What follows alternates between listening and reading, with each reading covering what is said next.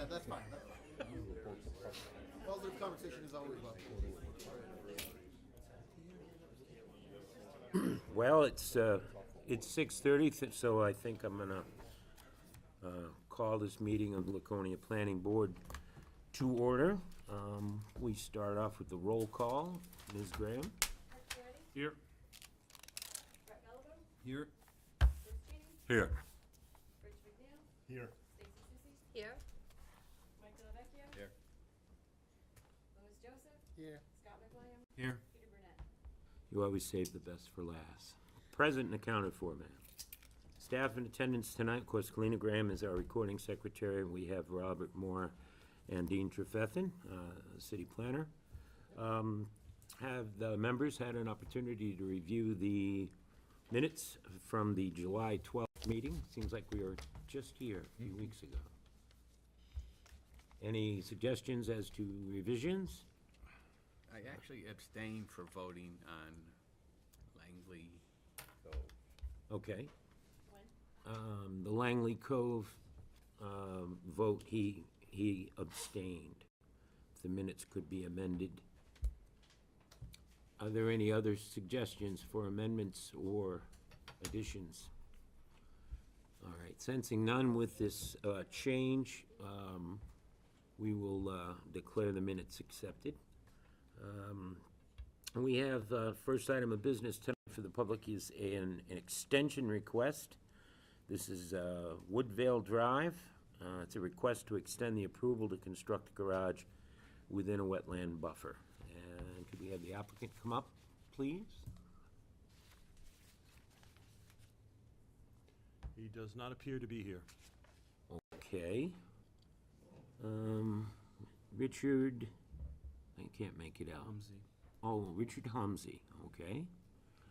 Mr. Humsey's not here, and we don't have Zoom tonight, so. All right, then I guess that matter will be rescheduled.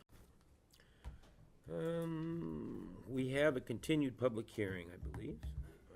PL 2021-008 SU amended and 0021 CUP. This is 224 Endicott Street East. Proposal to amend the site plan to add one duplex to the existing two duplex for a total of 6 units. They're back with us tonight, I would guess, so if they would like to come on up.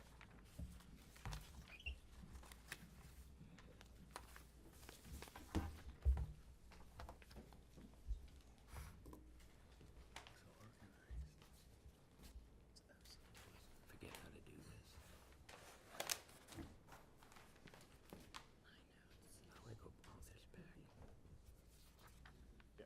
Thank you, Mr. Chair. My name is Jeff Lewis from North Point Engineering. Attorney David Plunkett is with me tonight. We were before you, actually, one of my colleagues from my office was before you with Mr. Plunkett last month on behalf of Roland Manville, who's the applicant. This is, I think, our third time back before you folks. Unfortunately, Mr. Manville wasn't able to be here tonight. His father passed away last week, and he's dealing with that. As you may recall, last month he was having emergency medical situation, so he wasn't able to attend. So we are here expressing his thoughts on this. I think we're in pretty good shape from our perspective. There wasn't a whole lot that we needed to do on this application. I think that one of the concerns the board had last month was our pending wetlands permit application. As you recall, we have a wetland permit. And in fact, the wetland permit is still a little pocket wetland on the property here. I think a couple days after the last month's meeting, we received that wetlands permit, so we do have that in hand now. I believe that the staff has a copy of that. So we should be in good shape with the DES wetlands.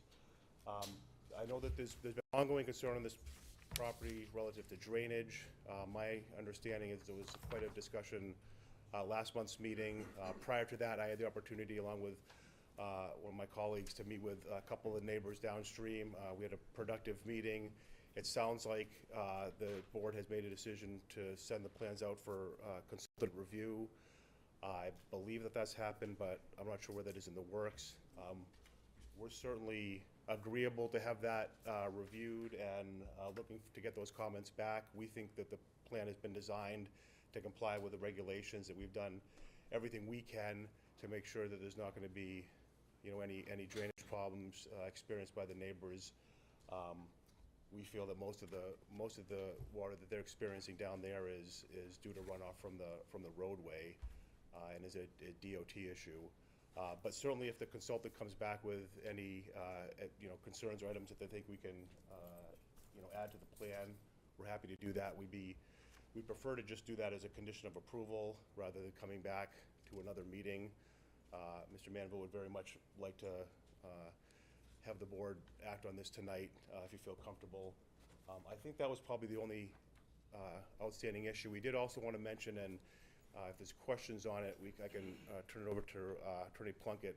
There has been, I know this is some language in this report regarding the sewer agreement between the adjacent condominium association. We would like that, if the board is going to act tonight, we would like to have a discussion about the verbiage that's used in that. We can control the sewer that's on our property, but it won't be, I think, practical or fair to impose a condition on us that is mandating that we have an agreement with a neighbor who may not be cooperative. So that is something I'd like to discuss, and I'm not sure if you folks have had a chance to look at that. But we would prefer that the condition regarding the sewer talk about just our property and the condominium association to be on our property. Attorney Plunkett has drafted up the condominium documents and is able to share those with staff or with DPW to make sure that they're satisfactory. But that is something that ultimately would be out of our control, you know, forcing us to have an agreement with neighbors. Anything else you wanted to add to that right now, or that answer questions? So I think that's it, unless there's anything that I'm missing or unaware of. We're here to answer questions, and hopefully you folks are comfortable enough to move forward tonight with us. Thank you. Any questions for the applicant from members of the board? I have a question. Have you guys been the engineer of record for this from day one? Yeah, from last year, from the first phase from last year, yeah. Okay. Yes. Yep. So there was no lapse in monitoring SWIP plan or anything during this, from a transition from another company to you guys? There was no, we haven't done any monitoring of a SWIP plan, but that's correct. We did a design a year ago, and then we were hired to do a design for this additional phase this year. Okay. Any other questions? Mr. Chair, if I may. As you know, the board wanted to have a third-party review of their proposed storm drain system, and also to take a look at the water situation that was occurring at the adjacent property. We have started that process, and as well as you can well imagine, the people who do this sort of a thing are busy and already have a workload that takes them out a couple of weeks at least, if not longer. But we will get it done as soon as is possible, and we have already received the payment from the developer to cover the cost. And I also had a conversation with Mr. Manville about a week ago. He assured me that if there were any findings from the third-party review, that they would take whatever actions that were necessary to remedy whatever the situation may be, fix whatever the situation may be. So Jeff is correct. We are recommending that you do approval with the condition that this third-party review get done and is satisfactorily addressed by the parties. Okay. All right, so why don't we open the public hearing, and then we'll come back to you, Dean. Are there any abutters or members of the public that wish to speak regarding this application? The address is 224 Endicott Street East. Good evening. My name is Charles Miley, M-I-H-L-E. I'm a board member of the Sundown Condominium Association, and we are abutters to this project.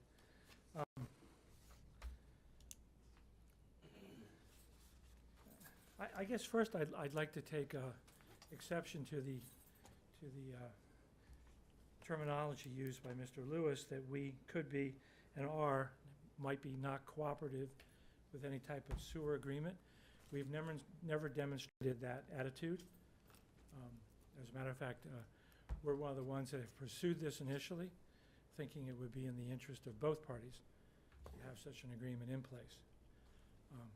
In our opinion, prior to approval by the council, by the planning board, for this project to go forward.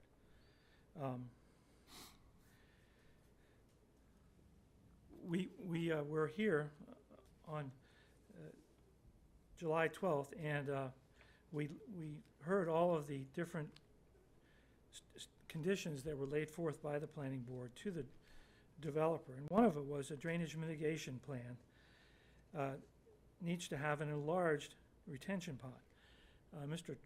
Trefethan said on July 12th the pond may need to be bigger. As far as I can see, the plans have not been changed with that regard, and I wonder, where do we stand on that idea? It is our opinion that slightly bigger would be better. The hiring of a third-party hydrologist. We had hoped that that study would be completed, and it was mentioned that it would perhaps be delayed, and therefore the approval might be delayed, tabled until the September 2nd planning board meeting. It's our opinion that the hydrology survey would provide a lot of good information as to the source of the standing water that we're experiencing and have experienced for over a year. We realize the gutters are now in place, and that was one of the conditions. Are they functional? And we would like to say we'd like to have a demonstrable working surface water drainage plan in place prior to approval. We don't see that happening at the moment. It was also mentioned that there'd be a new substantial planting on the east slope, a landscaping plan to add trees, plants as water absorbers. Is that in the works, or is that in the process of being accomplished? And lastly, there still is a need for a mutually agreeable sewer maintenance, preventive maintenance agreement, a memorandum of understanding, if you will, to memorialize all the obligations and duties of each party. And we'd like to ask the question, when will this proposal be forthcoming from the developer? We certainly are cooperative in that matter. They are hooking into our system, and we think the burden of responsibility lies with them to provide some type of initial proposal that we can take back to council and have it discussed among ourselves. We are not prepared to engage in a discussion right now as to the final verbiage. And we also think that we need to mention again a need for a performance bond. We continue to be very, very concerned about future drainage issues and/or financial damages down the road once the developer finishes the 224 Endicott Street project and leaves. We therefore continue to ask for the city's help in requiring a monetary performance bond from the developer to protect the Sundown Condominium Association interest going forward from drainage and sewer issues. In closing, we feel we are continuing to work within the system to be good neighbors and yet be protective of the value of our property. As you may have observed and counted on in these several planning board meetings, the Sundown Condominium Association is forever watchful on this project and relies on the city of Laconia to continue to require the developer to adhere to the conditions for project approval as set forth in the July 12th, 2022 Planning Board meeting. Without the conclusions of a third-party hydrologist study, all sides, in our opinion, are proceeding forward blindly. we continue to ask for a demonstrated working drainage mitigation system, however long the process takes. I know the chair likes to hear good news, and after talking with the New Hampshire DOT, Samantha Fifield has notified us today that in addition to the drainage runoff improvements planned for the north shoulder of Route 11B in August, at the same time, they will also be working on improvements to that small portion on the south side as well, even repairing the guardrails. We are very pleased with this new positive development. How'd you manage to get them to do that? You can attract more bees with honey than you can with vinegar, I I've suspect. never tried honey. Yeah. I just use voicemail. Yeah. We're persistent and positively persuasive, and we work within the system as best we can. Thank you for your time, and I'm pleased to answer any questions you may have. Okay. Are there any questions for the gentleman?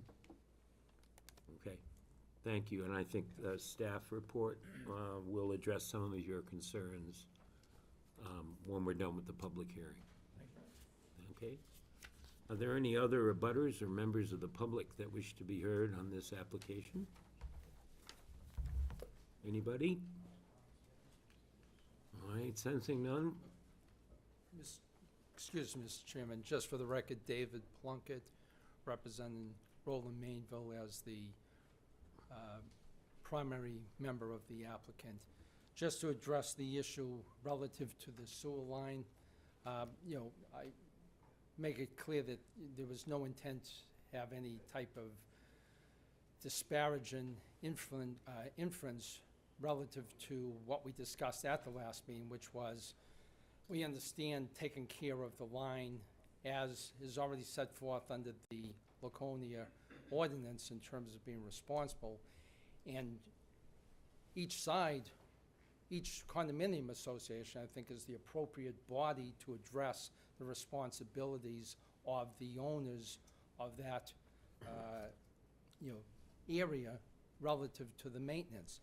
And we have we have language that we are proposing to put in 3 sections of the condominium bylaws, including one relative to the line item relative to the annual condominium fees for calculation of the fees, and that there will have to be a line item for sewer collection system operation and management plan, and prepare an annual maintenance reporting to be submitted to the city of Laconia. So that's something that would be, a responsibility on our side, and it could certainly be something taken up by the other side of the line as well. But certainly, so we're not saying, oh, you're not going to do your job as well as we're saying, hey, we're going to do whatever is responsible for our side, and we will actually have a line item of the budget to require this reporting, that someone every year goes out there and takes a look at the sewer line going to the manhole where it's connected, going into per the easement agreement that is already in existence, and the same sewer line that the 4 units are already permitted are going to be tying into. But now what we're saying is, we have in 3 provisions within the bylaws, which I know sometimes, I sat on the plan board in my town for 20 years, so I appreciate what is done, and that's to assure that one of the things is sometimes you say, okay, it's an obligation, but the town or city doesn't want to have to deal with someone coming in after the fact and say, well, I had no idea that was an obligation. So we're including it in the budget, we're including it in the bylaws, and we're including in 3 specific provisions that I think should satisfy the fact that we're accepting our responsibilities, and would certainly welcome that the other side, does the same as well. But it's just as we discussed last time, to make the development on one side contingent upon, the party on the other side basically doing something they could do on their own as well, same as we're proposing to do here. Acknowledge our obligations, put it in writing, and actually have a budget line item specifying that this has to be done on an annual basis and report to the city of Laconia. So, Thank you for that. if I might, I have just, 6 copies of each of the sections that we're proposing to put it Give in. them to the recording secretary, please. So, and your client, of course, would have no problem with entering into an agreement with the abutter regarding the maintenance of the sewer? We would have no problem entering into an agreement with them that reflects the fact that that's our intent, that's what we're going to do anyways, but to make a condition saying that, oh, by the way, you can't, do anything with your property until you have something in writing with the other side. So you're willing to enter into an agreement with them, because that's gonna be a condition of their approval, most likely. Well, we wouldn't want that to be, because as I say, we're committing ourselves on our side to do what we have to do. So, So they won't be able to reach an agreement with you, your client? well, if they want to reach an agreement, that's fine, but having it a condition of the approval, I don't think would be an appropriate. Well, sir, we can't impose a condition upon Yeah. an abutter, but the applicant is going to be required to reach an agreement with your client, right? The abutter would be required to reach an agreement with.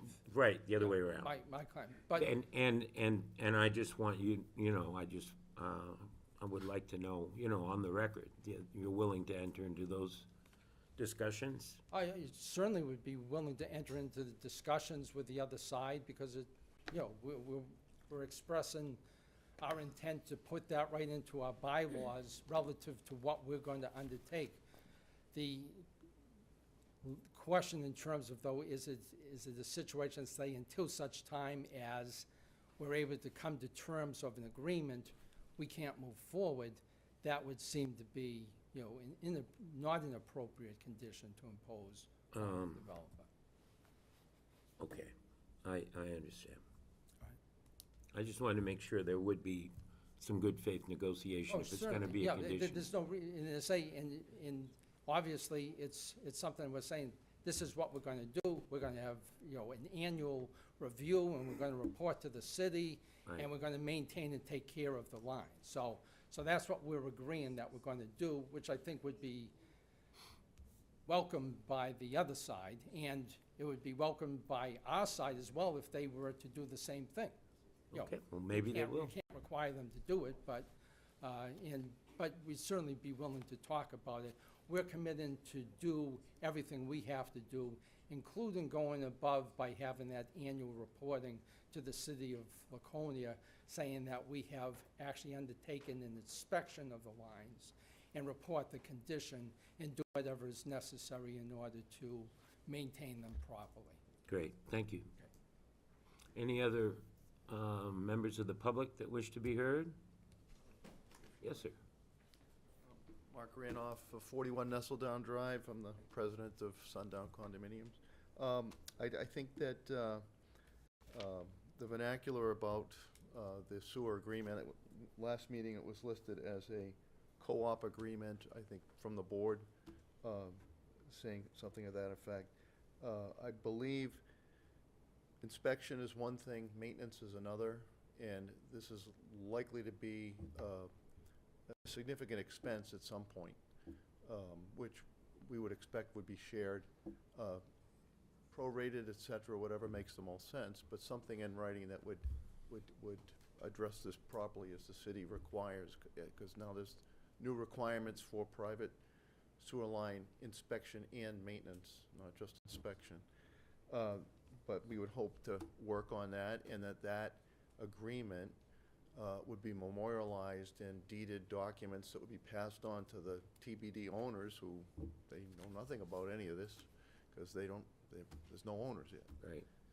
So we would hope that that would be memorialized in that manner. I think that, our attendance here is we're trying to look out for the condominium. We're also trying to look out for Laconia, the lake, et cetera. And, you know, we hope that the board, you know, in doing your due diligence with the soil science report, the third-party study, make sure we're doing the right thing for the environment, for both condominiums. Charles has done all this work to get the DOT, the state of New Hampshire, to help with the water management, and we just hope that the planning board does their due diligence in making sure that we're protecting for the greater good of all parties. So, anyhow, I just wanted to say those few things. Thank you for your time. Thank you. Yeah, it's always great when the state is required to do something to fix a problem they helped create, so. All right, well, anybody else? If not, we'll close the public hearing, 6:55 PM, and we'll hear from staff. So I would agree that there are still some open issues, and I would agree that you as a board have a couple of difficult decisions to make.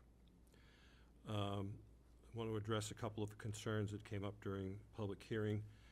I did state at the last meeting that there's a chance that there will need to be a bigger pond for the drainage system.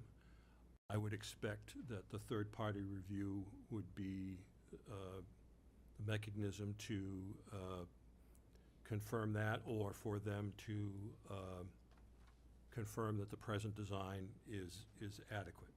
And as I stated before, the main principal in the development side of the story has committed to making whatever changes are necessary as a result of the third-party review.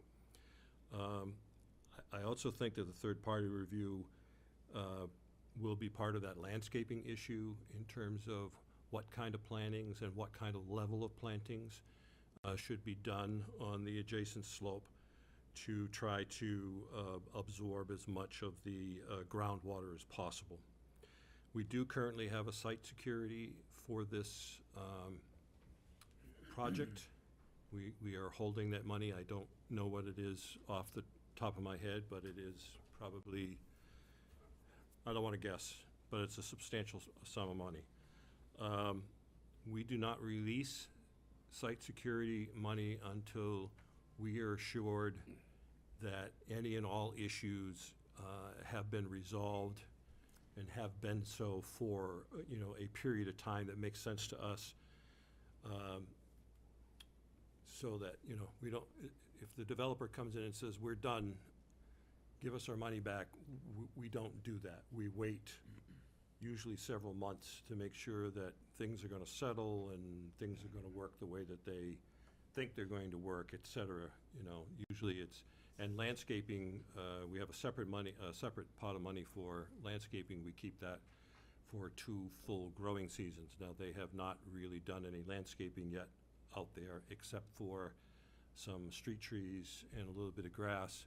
So the clock on that really hasn't started to tick yet. And I would not anticipate that we're gonna start that clock until probably next spring. So it'll be like 2 years from next spring type thing on the landscaping, site security. I do want to remind the board that they have an approval of record for 4 units. And if that's what they end up with, then the plan of record for the 4 units is the plan of record. And we know that there is potentially some deficiencies in that plan, which we are trying very hard, working with the developer and listening to the concerns of the abutters to try to get those issues resolved as part of this redesign that's necessitated out of the addition of 2 more duplexes. So that's kind of where we are right now. As I mentioned, the third-party review is going to be at least a couple of more weeks. They have not even started yet. We have engaged them, but they have not started yet. It's just a matter of their work schedule and their timeline. You know, they're busy too, just like everybody else is. Will they be making recommendations? They will be making Plan specifics? They will be reviewing the plan of record and the proposed plan for what you're reviewing tonight to determine if it is adequate, if the size of the detention pond is large enough. Maybe it needs to be larger. They would certainly determine that. They would determine the amount of plantings and potentially the kind of plantings that need to be done on the slope that is potentially contributing to the groundwater seepage that the neighbors are experiencing. And they are going to look at possible causes and possible solutions to the groundwater seepage. So, if we amended to read, completion of a third-party review of proposed stormwater management systems and underground water flow and seepage and analysis, comma, and compliance with all recommendations pertaining thereto, would that cover it? Or do we, No, that would be fine. That would be fine. That would be a good addition. So I may I- was going to suggest also a B, under 2, a 2B. Or not to be? Or not 2B. Additional landscaping on the drainage slope area as recommended by the third-party review. I thought I just said that. Well, I want to, I know, I belts use, and suspenders, I think. yeah, belts and suspenders. Dean, should I- we put in a stipulation that they should be in agreement on the sewer system? Well, Good, that was gonna be my next question. that's, It's like giving the abutters the opportunity to delay the completion. Well, I guess my question is, that sewer structure, that is owned by the original condo unit, correct? it is. That is their structure. It is their structure. It is their system. In 2007, there was an easement deed executed that allows the 224 Endicott Street, at the time it was going to be a 12-unit development, but the 224 Endicott Street property to tie into their system at that sewer manhole that is probably 50 feet inside the Sundown condominium property. And that has occurred. There are some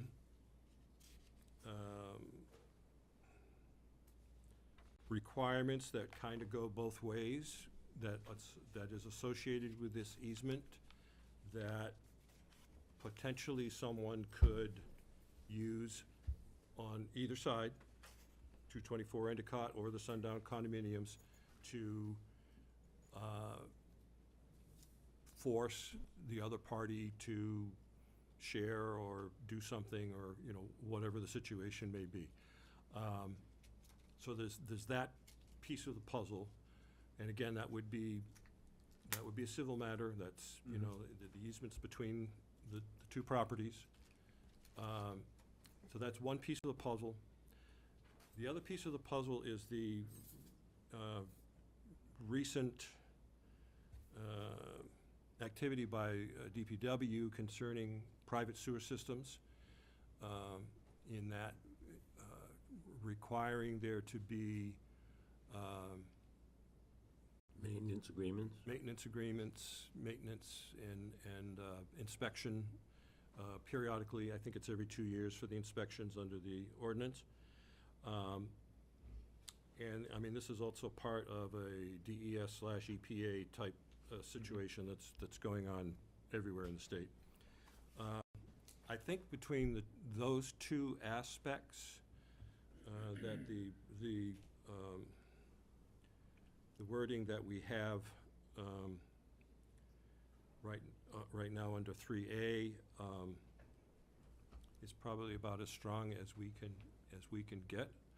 I was going to suggest that the agreement be in effect before the issuance of the 5th certificate of occupancy for this property. There currently have been no certificate of occupancies issued. And as I said before, they have approval for 4 units now. If we, for whatever reason, we don't approve or whatever, that's the plan of record. And we get, I think, our best shot at getting these things fixed and resolved is to approve this plan, and with the conditions that help improve the plan and get us into a collective better position. On the staff recommendations, I would again add a 2B concerning additional landscaping on the drainage slope area as recommended by the third-party review.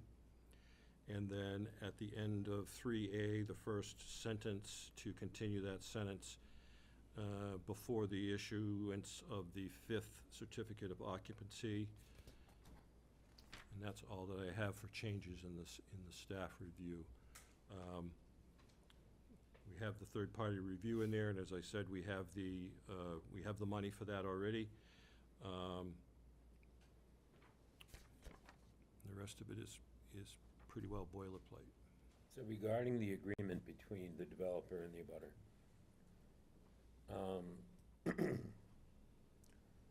shouldn't there be language in there that says that the agreement has to be approved by the Department of Public Works? I mean, they're agreeing to the maintenance and inspection of a private sewer feature of the greater sewer system. That's all ending up in our system, in the city's system. It's in the city's interest. It's under Public Works conditions. What I'm concerned about is that for whatever reason, the parties are not gonna be able to reach an agreement as to specifics. But if the city was also a part of that agreement, then the city would say, well, this is what we consider to be our minimum requirements. The applicant will have their recommendations, and the abutter will have theirs. I mean, I'm trying to get around a possible impasse here. Certainly that's why that's under public work conditions, right? It all flows downhill. That's fine. That's a good idea. Okay. I'll let you work on that language well. Is there any other questions for staff? Basics of that. Okay. If I may, Mr. Chair? Sure, Scott. Go ahead. Addition to the 2A. Yes. Okay. Yeah. And Peter's addition to 2A and my 2B are in there as well. I do have a question, Director Dean. Yes.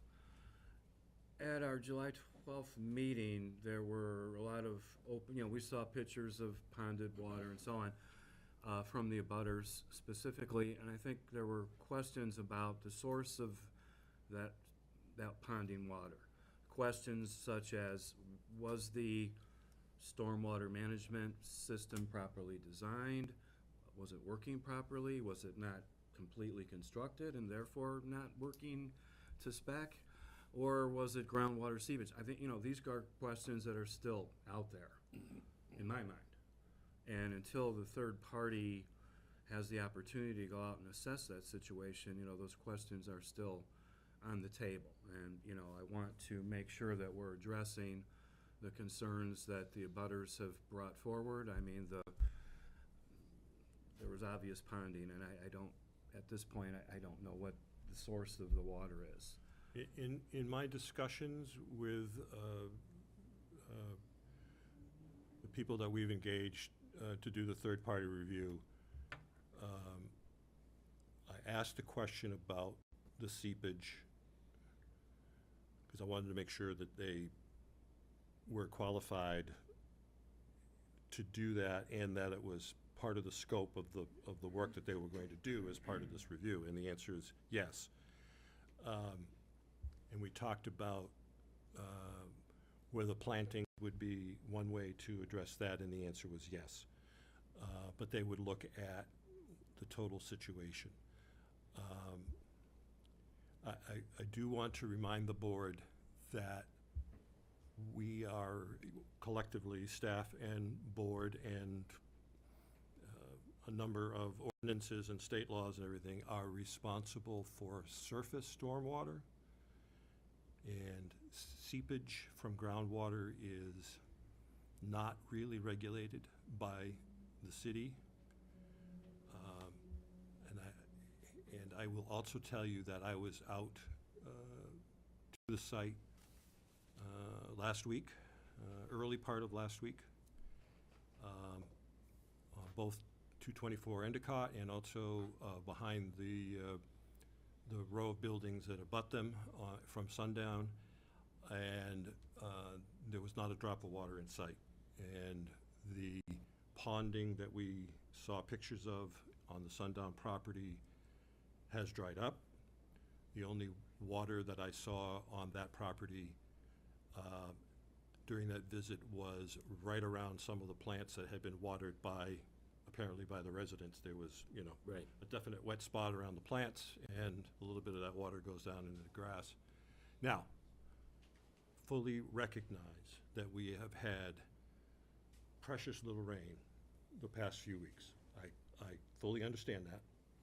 And I'm not trying to say that problem is solved, because I don't believe that's necessarily the case, mostly because nothing has occurred other than the weather to change the situation. But it is a data point for you to try to judge what you feel is the severity of the situation. Does that answer your question? Yes, yeah. It answers my question, but it doesn't, until we get the report from the third party, I think the questions are still out there. I do have one more question, if I may. You may. The representative from the applicant, I think it was Attorney Plunkett, if I was hearing correctly, seemed to suggest that the language in the bylaws would cover this stormwater agreement. Director Dean, are you still saying that some other additional agreement needs to be prepared between the two parties to conform to DPW requirements, et cetera? For stormwater or for the sewer? I'm sorry, the sewer. For the sewer. The sewer agreement. Certainly needs to be an agreement between the two condo units, two condo developments, for their mutual protection. It's not an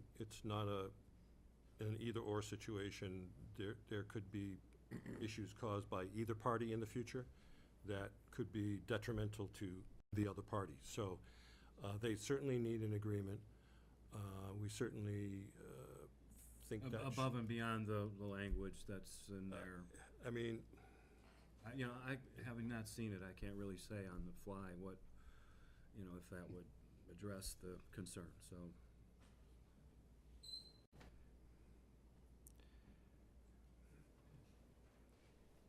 nothing is ironclad.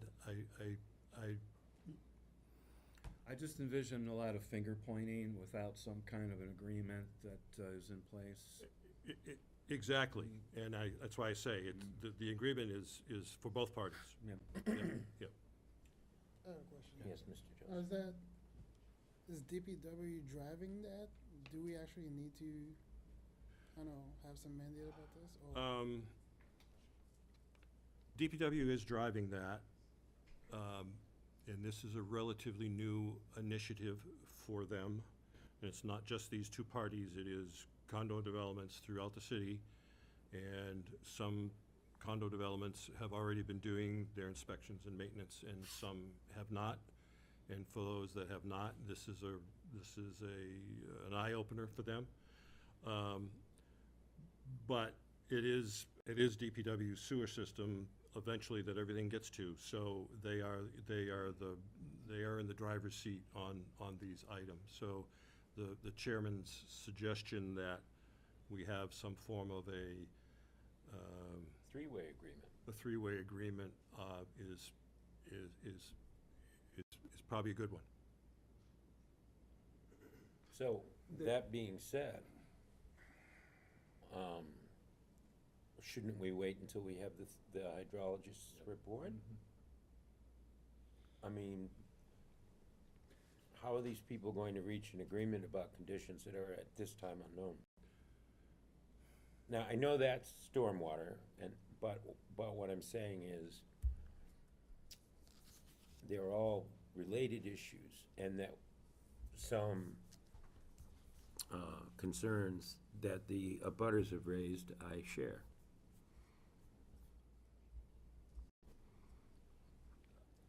I think the city would be pushing for the sewer agreement even if there were no stormwater or groundwater issues. Right.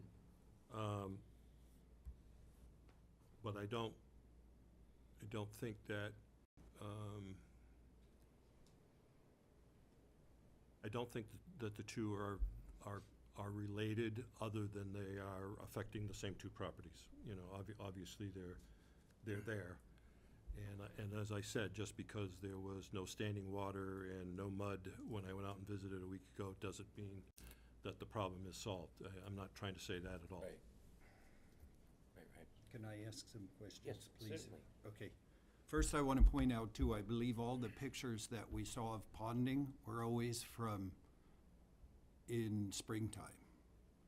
And that's when a lot of the groundwater issues come up with runoff, melt, snow melt, and all that stuff that, because of ledge, can't go anywhere. But I'm hearing mixed messages here. First, my thing is really, in the past, we have taken things on good faith where people have said they would work something out. And in the end, it doesn't. And then it comes back on us because we didn't really enforce something one way or the other. And then the problem becomes after the fact, the enforcement. And that's always harder to do. It kind of goes on both of these things. So on the first one, with the stormwater, the third-party review, is it your opinion that if we allow them to go ahead with this, from now until whenever that third-party review is done, and they get the report done saying these are corrections possibly that need to be made, if they've already progressed to a point where that's going to be detrimental to what they've already done, is it your opinion that the security deposit that the city has will be enough to cover that? What if the third-party review comes back and says, there's no way that you can get the retention pond and everything the size you need it to with 6 units there, and they've already started to build the 5th unit? Are we gonna be able to go back and say, tear down the 5th unit and you can't build the 6th one? I agree. Will we be able to do that? Because if not, then we definitely should wait, or we're backing ourselves into a corner. You in theory have the power to do that, but you don't do it in a vacuum, obviously. It's going to be adjudicated in other places. That's why I preface this by saying you guys are going to have A hard some decision. difficult decisions to make. If for some reason the third-party review came back and there was Major issues. massive issues that needed to be rectified, then no, we probably do not have enough money from a site security to do that. However, the developer himself has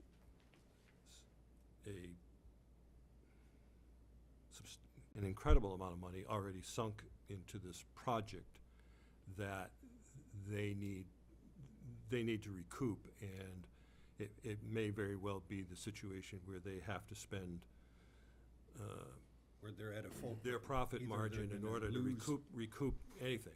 I don't know, But they could be on the hook for a heck of a lot more if they're required to comply with an as-yet unwritten Absolutely. report. So, there's always the option of delaying this another month.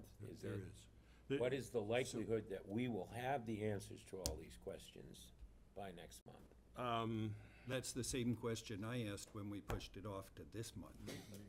But the thing is, you can't push it off more than 1 month, so we have to People have keep this doing it. habit of going on vacation in the summer. It's the strangest thing.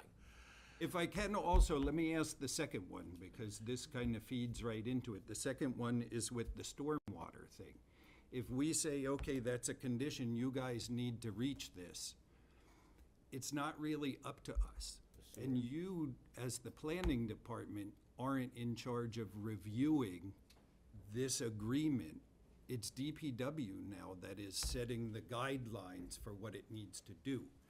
And if they're enforcing it somehow on things that are already existing in the same type of situation, then whether we include this as a condition or not, DPW will require it down the road. And if the two associations can't come to agreement, then what does DPW do? Say, hey, we're shutting off your sewer? They can't. No, they won't do that, but. Then the enforcement they need action's to be up to part- them. They need to be part of the discussion. I absolutely agree. And if I may, Mr. Chairman, they have received their DES permit to fill the little wetland that's been present there, right next to, it's between their current Unit 3 and what will be their potential future Unit 6. It's right there. All of the stormwater that was going to that little wetland, which had no outlet, so it was strictly an evaporation or percolate into the ground, that stormwater now goes someplace else, primarily to the detention pond that's proposed in the rear of the property. But it is a possibility, and this is one of the things that I think the third-party review needs to determine, or at least try to do some type of an assessment. It's possible that the fact that by eliminating this little wetland, that you are also reducing, at the very least, the amount of water that is in the ground there that is potentially going towards Sundown. Now, I don't know that for a fact, but it makes logical sense that this little wetland that sits there and collects water every time it rains or whatever is the only way down. The only way out of that is down, and we suspect out, and it's going to go downhill and downhill to Sundown condominium. There's no question. If that water is not there, now of course that's not all of the groundwater, but that some of the groundwater. If that groundwater is not being introduced into the ground, I would like to think that there's a reduction there, but that's not for me to determine. Yeah, I mean, also with the agreement from the state that they're gonna come out and improve the ditch line and the stormwater runoff there, that should help it too, But again, if the ponding and that is a groundwater issue that only occurs in the springtime, you can't. Well, I believe that Sundown experienced some of the groundwater last fall, and I know they had some issues over the winter. So it wasn't just a spring thing, but from our observation standpoint, we observed it in May, I think it was, that we were out there, and We've been out there a couple of times since, and as I said a week or so ago, you know, it's essentially gone. Not essentially, it is gone. However, that's not an indication of anything either. Mr. Chair, Yes. can I ask the applicant to come back to the podium? I have a question. Sure. Thank you. Where, I guess I want to, what impact would another delay have on the I mean, where is the project at this point? Are they ready to start building this new unit, or is that a ways off? Yeah. Mr. Mainville is looking to move forward, and sooner rather than later. You know, you know, again, we appreciate what's happened, but to just try to put in perspective, this was a site that was originally 12, it's currently 4, and now going to 6. And we've agreed that with this third-party review, you know, the engineer has been on this, has been involved with the site, and, you know, feels comfortable, but whatever comes back, you know, he'll deal with the other side, the third party, and deal with it. And then so that onus is going to be on the applicant to satisfy the city relative to this third-party review. So it's a situation where, you know, there are a lot of factors, and, you know, the likelihood that something's going to happen, that the third-party review is going to say, oh, you can't even, you know, you can't build any more units here. You know, we feel very comfortable that that's not going to happen. If something happens, it's going to be something in terms of tweaking or enlarging or dealing with something, whatever the feedback is, that can be handled. And the likelihood that something's going to happen that can't be handled, you know, we don't see that. We don't see that as a possibility. And we're agreeing that the condition would be, hey, when this comes back, it's our responsibility to deal with it. The engineer will talk to the other engineer, and then the city will have to be satisfied that we have addressed these issues for the third-party review. So that's accepted. And again, put in perspective, 12, currently 4, going to 6. So, Scott, was that even close to answering your question? No. Okay. okay, I'm But- sorry. What's the impact? What if would the you- impact of another month delay have on the progress of the project? Would everything have to come to a halt? So part of the, well, stuff has kind of come to a halt. I mean, I think, and you folks are talking about this, are there deficiencies in what's out there right now? My position is there's no deficiencies in the design right now, but he stopped construction on the site work. He hasn't finished construction of what we had designed for the first phase, because what we're doing now, and by filling this well, and it gives us a lot more flexibility to make something bigger out there, to make something better, and that's what's gonna happen if we get this approval. If we don't get the approval, then it's just gonna be those 4 units and everything else goes away, you know? The sooner he gets that, the sooner he can start out there. We have the wetland permit now. He's gonna miss the growing season in the fall if he doesn't get started soon. If we have to come back in September, when we could've got started in the middle or late August, and this thing gets dragged on, then this site may not get stabilized this year. We may be, you know, so that would be my answer to that, is he's very anxious to do this. You know, we were late getting to the planning board in the first place because, as Dean mentioned, everyone's busy, and we couldn't get to this in February and March when he wanted us to. We didn't get into you folks until June. This is now our 3rd meeting here. We're confident that whatever we get back from the third-party review, we can deal with, and we're agreeing as a condition that we'll satisfy their conditions so that in August he can get started out there. So that's my answer to that question. Thank you. Thanks. Doesn't make our decision any easier, but more Well, informed. it's a- Thank you. It's a fair question. Mr. Chair, Yes? this may be a moot point if the decision is going to be to table, but if the decision is not to table, I mean, you may consider a 2C, and that would be that we won't issue any building permits for units 5 and 6 until any of the issues of the third-party review are resolved. If that makes it more palatable, I don't know. But, I mean, I'm trying to count noses here, and I don't know whether there's enough votes to pass this tonight or not, anyway, but. I think that's a good stipulation, if we put that in there, that, make, whatever the third-party, engineering firm suggests, whether it's a big detention pond, whatever, they complete that first before they get a building permit, and start that construction. It would seem that if they desire an approval this evening, they will have to accept an open-ended obligation like that. It could result in the expenditure of additional funds, right?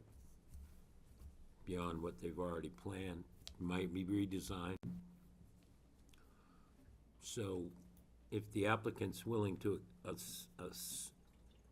assume that risk, then we can approve it with the conditions that the planning department is recommending. But if any of the other members of the board, beside myself, are concerned that we are once again, through no fault of the applicant, sitting here needing further information in order to make a reasoned decision,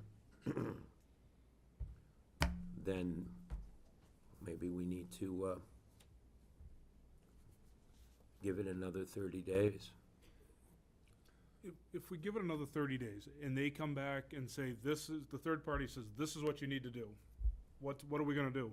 We're gonna tell the applicant, this is what you have to do. I think we can do it now. It's the same We thing. could get that report in 2 weeks, then, rather than 4. Is that possible? But we won't have a meeting in 2 weeks, so Well, it'll I be, guess I should ask, if the third-party review comes back in 2 weeks, could then the applicant proceed based on the results of that report, or would it have to wait until board action? We don't know until we see the hydrologist If you were result. to approve the plan with the additional provisions that we've added in the staff report, then that scenario could occur. Okay. We will work with the applicant and the third-party reviewer and Sundown to put whatever needs to happen into place.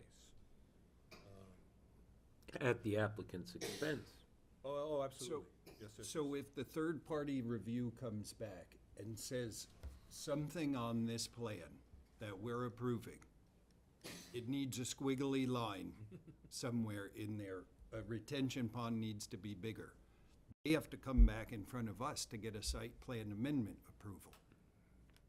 I think if you're going under, if you decide to approve the application tonight with the staff recommendations and stipulations, I think you would do that with the understanding that if something needs to be tweaked out there, i.e. the detention pond gets larger or whatever it turns out to be, that we will pick that up on the as-bills when we, 6 months from now, 9 months from now, whenever the as-bills are gonna be produced. I mean, we're gonna get as-bills anyway, because we're gonna wanna know exactly where the foundations are and where the utilities are, et cetera, so, that's gonna occur anyway. The fact that if another 200 square feet gets added to the detention pond, I don't think materially changes what you're approving, because we've had this discussion that could very well be one of the fixes. Okay, can I ask that if we do move forward with it, once the third-party review is done, that we all get CC'd a copy of that to look over? We can do that, absolutely. I would like to see this application move forward, Mr. Chair, with the conditions that have been stipulated by planning. I understand real-world considerations, growing seasons, construction season is limited.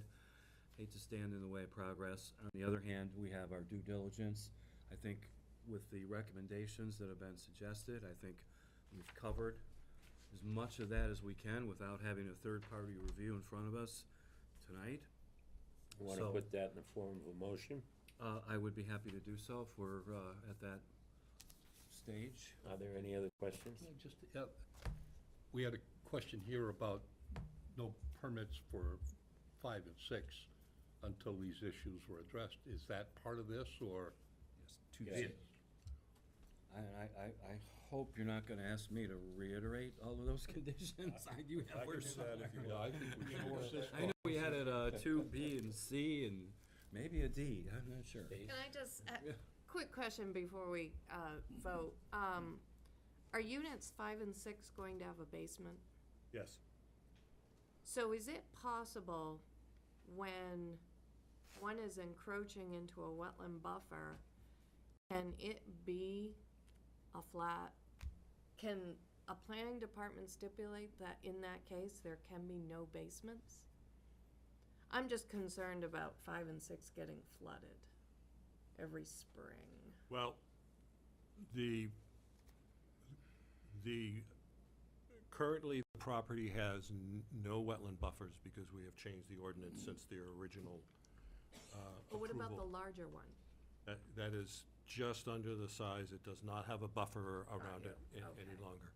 And the bottom of the basement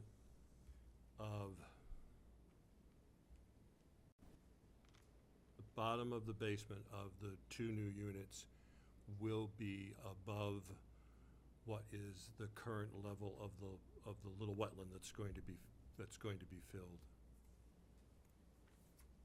Okay, because my little arrow had the water flow going this way, so I was picturing that going. Yeah, but they're gonna. Trickling. the- Okay. The construction of 5 and 6 is going to interrupt that, and the contours are going to change from what is currently there.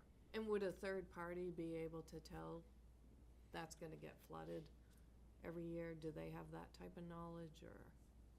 They have the ability to know, to look at it and analyze where the stormwater is going to go. Okay, so they could use that Yeah. info. I mean, they are going to have foundation drains. They have them on all of the units now. The foundation drain for 3 and 4 is going to be redirected so that it does not just stay laid out towards the Sundown condominium as it does currently. Okay. All right, are there any other questions or further discussion? I don't believe you had a second. No, we don't even have a motion yet. So, Back on the spot. but, Scott, you can, reference it and say, subject to the, Yes. conditions that were postulated by the director. Thank you. At this time, I'd like to make a motion to approve application PL 2021-0008SU, comma, 0021 CUP wetland, with the following conditions. Now, these are under 2 or 3? Somebody help me. 2 and 3. Two and three? Two and three. Yeah. 2A, the condition that a third-party review be completed and a report submitted to the board, and that report can be disseminated at whatever it's available so that work can continue. 2B, Additional landscaping on the drainage slope area. correct, thank you. 2C, no building permits until the third-party items have been resolved. Thank you. And 3A, that public works condition still is in place to have a agreement between the homeowner associations for the inspection and maintenance of the private sewer system, conform with all DPW requirements.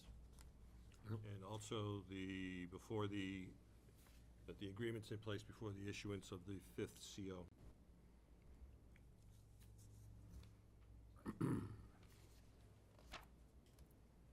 Well, like he said. You said that 2C? Was that 3C? No. Thing that can just be Part of- added to it's part of 3A. all part of 3A. Okay. that, Extended sentence. no occupancy permit, the Fifth one won't be issued. the fifth occupancy permit will not be issued until the private sewer agreement is in place. A motion by Mr. McWilliam, is there a second? A second. Okay, I have a question to the maker of the motion. There was your intent that 3A would conclude with saying, in so many words, that the maintenance, the annual maintenance and operation plan be approved by DPW? Is Yeah, that- it'd be a. So they would three-way reach an agreement, but the agreement would be subject to the approval of DPW, so that we're not second-guessing Yes, DPW? essentially a three-way agreement between the two homeowners associations and the Department of Public Works. Okay. I believe that's, And is that amenable, is the second amenable to that, Yes. that modification? Okay. Then we'll take a vote. All those in favor signify by saying aye, raising your hands, whatever.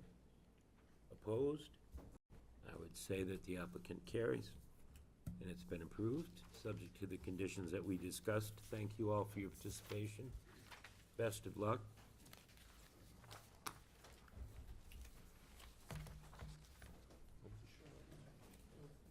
Okay. We're gonna have a presentation, aren't we? My goodness. So, as you all know, I'm sure members of the board, one of our primary statutory duties is the adoption of a master plan. And that master plan is required to be updated from time to time. So, at this point, I think isn't the next one a public hearing on the natural resource chapter of the master plan? Yes. Who's gonna present? We don't have a formal presentation. This is the public hearing, and then we'll be more than happy to answer questions afterwards. Okay, but would you care to summarize for the We public? can. Taylor is here, and she'd be more than happy to do that.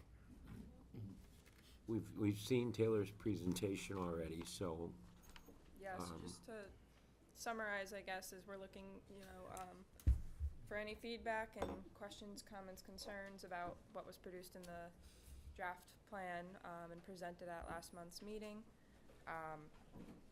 It's pretty cohesive, and it's meant to be over the course of the next 1 to 10 years, so I think it's, some really good, goals and actions for us to work on and move forwards towards.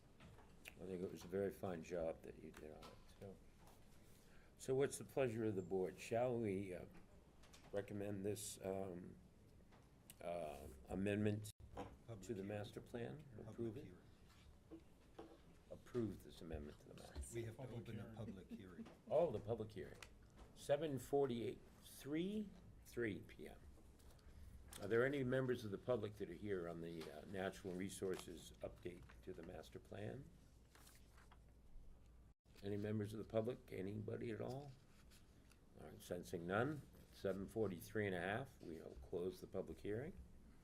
You don't want a couple hundred. So, now, do we directly approve it, or do we approve, we don't have to refer Planning board this to the approves- council, right? No, Right. planning board approves chapters to the master plan. Buck stops here. And there are several chapters to the master plan. We approved the land use chapter in 2018. This is the next chapter. We have the economic chapter underway. And we have had preliminary discussions about doing a transportation chapter. Excellent. Interesting, okay.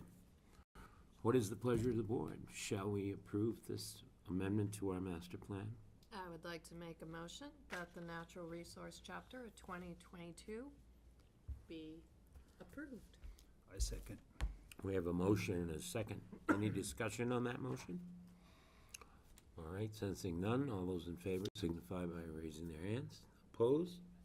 Unanimous? Job well done. Thank you. All right. We are moving along to PL 2022 73 SP Amendment 157 Blueberry Lane. It's a proposal to amend the site plan to add two 6-unit buildings to the property. I'm going to abstain. Mr. Joseph is going to recuse from this matter. We need an acceptance. Can you see it there? Is it up on the screen? Yeah, I Does this need an acceptance? Yep. Yeah. No, I think he's the architect. Thank you. Yes. Good evening. Hello, Chairman. Chief? No, I was gonna say if you wanted to motion now to accept the application, or if you wanted to wait.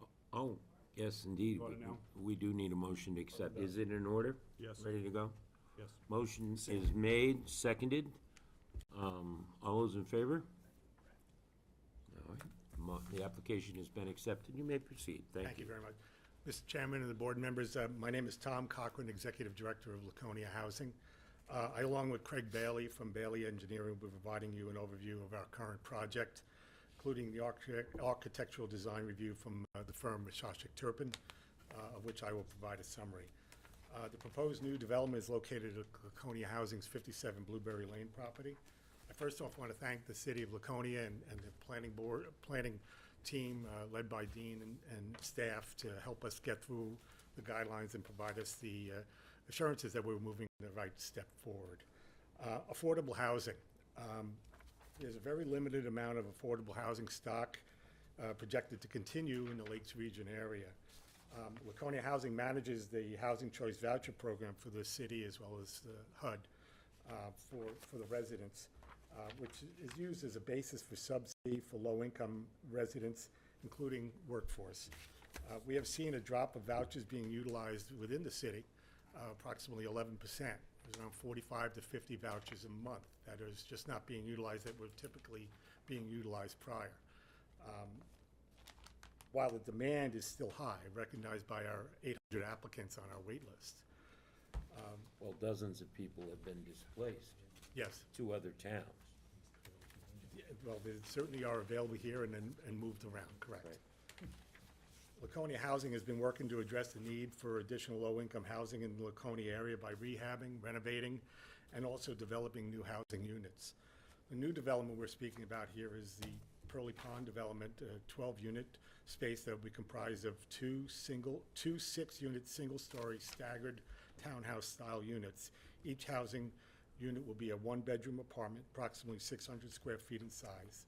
There's ample parking and connecting pathways to and from the new development.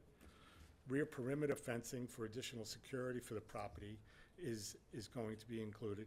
Also, expectation to add 2 wheelchair accessibility units within one in each of the 6 units.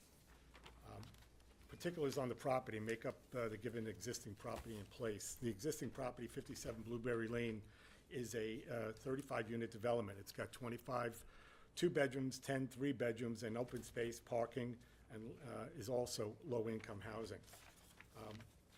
The landowner is Laconia Housing Redevelopment Authority. Project owner will be an LLC, which will be a combination of Laconia Housing and as well as New Hampshire Regional Community Development Corp., which is our nonprofit. Financing combination, Laconia Housing's financing it along with private financing from one of our banks. Also, this is the big immediacy, is that we're looking for get potential New Hampshire Invest Gap funding, which we are applying for September 2nd deadline for submission. This is the Governor Sununu money that was available to us, and we're choosing to try to take advantage of that for the city of Laconia. Tenant housing choice vouchers is the basis for the subsidy. The utilities of the building are natural gas, electric, water included. We will have combined metering at the unit, which I believe I'll lay out later in the architectural design. Maintenance is going to be handled by our own operating staff, our property management staff, and also snow removal, landscaping, and sanitation.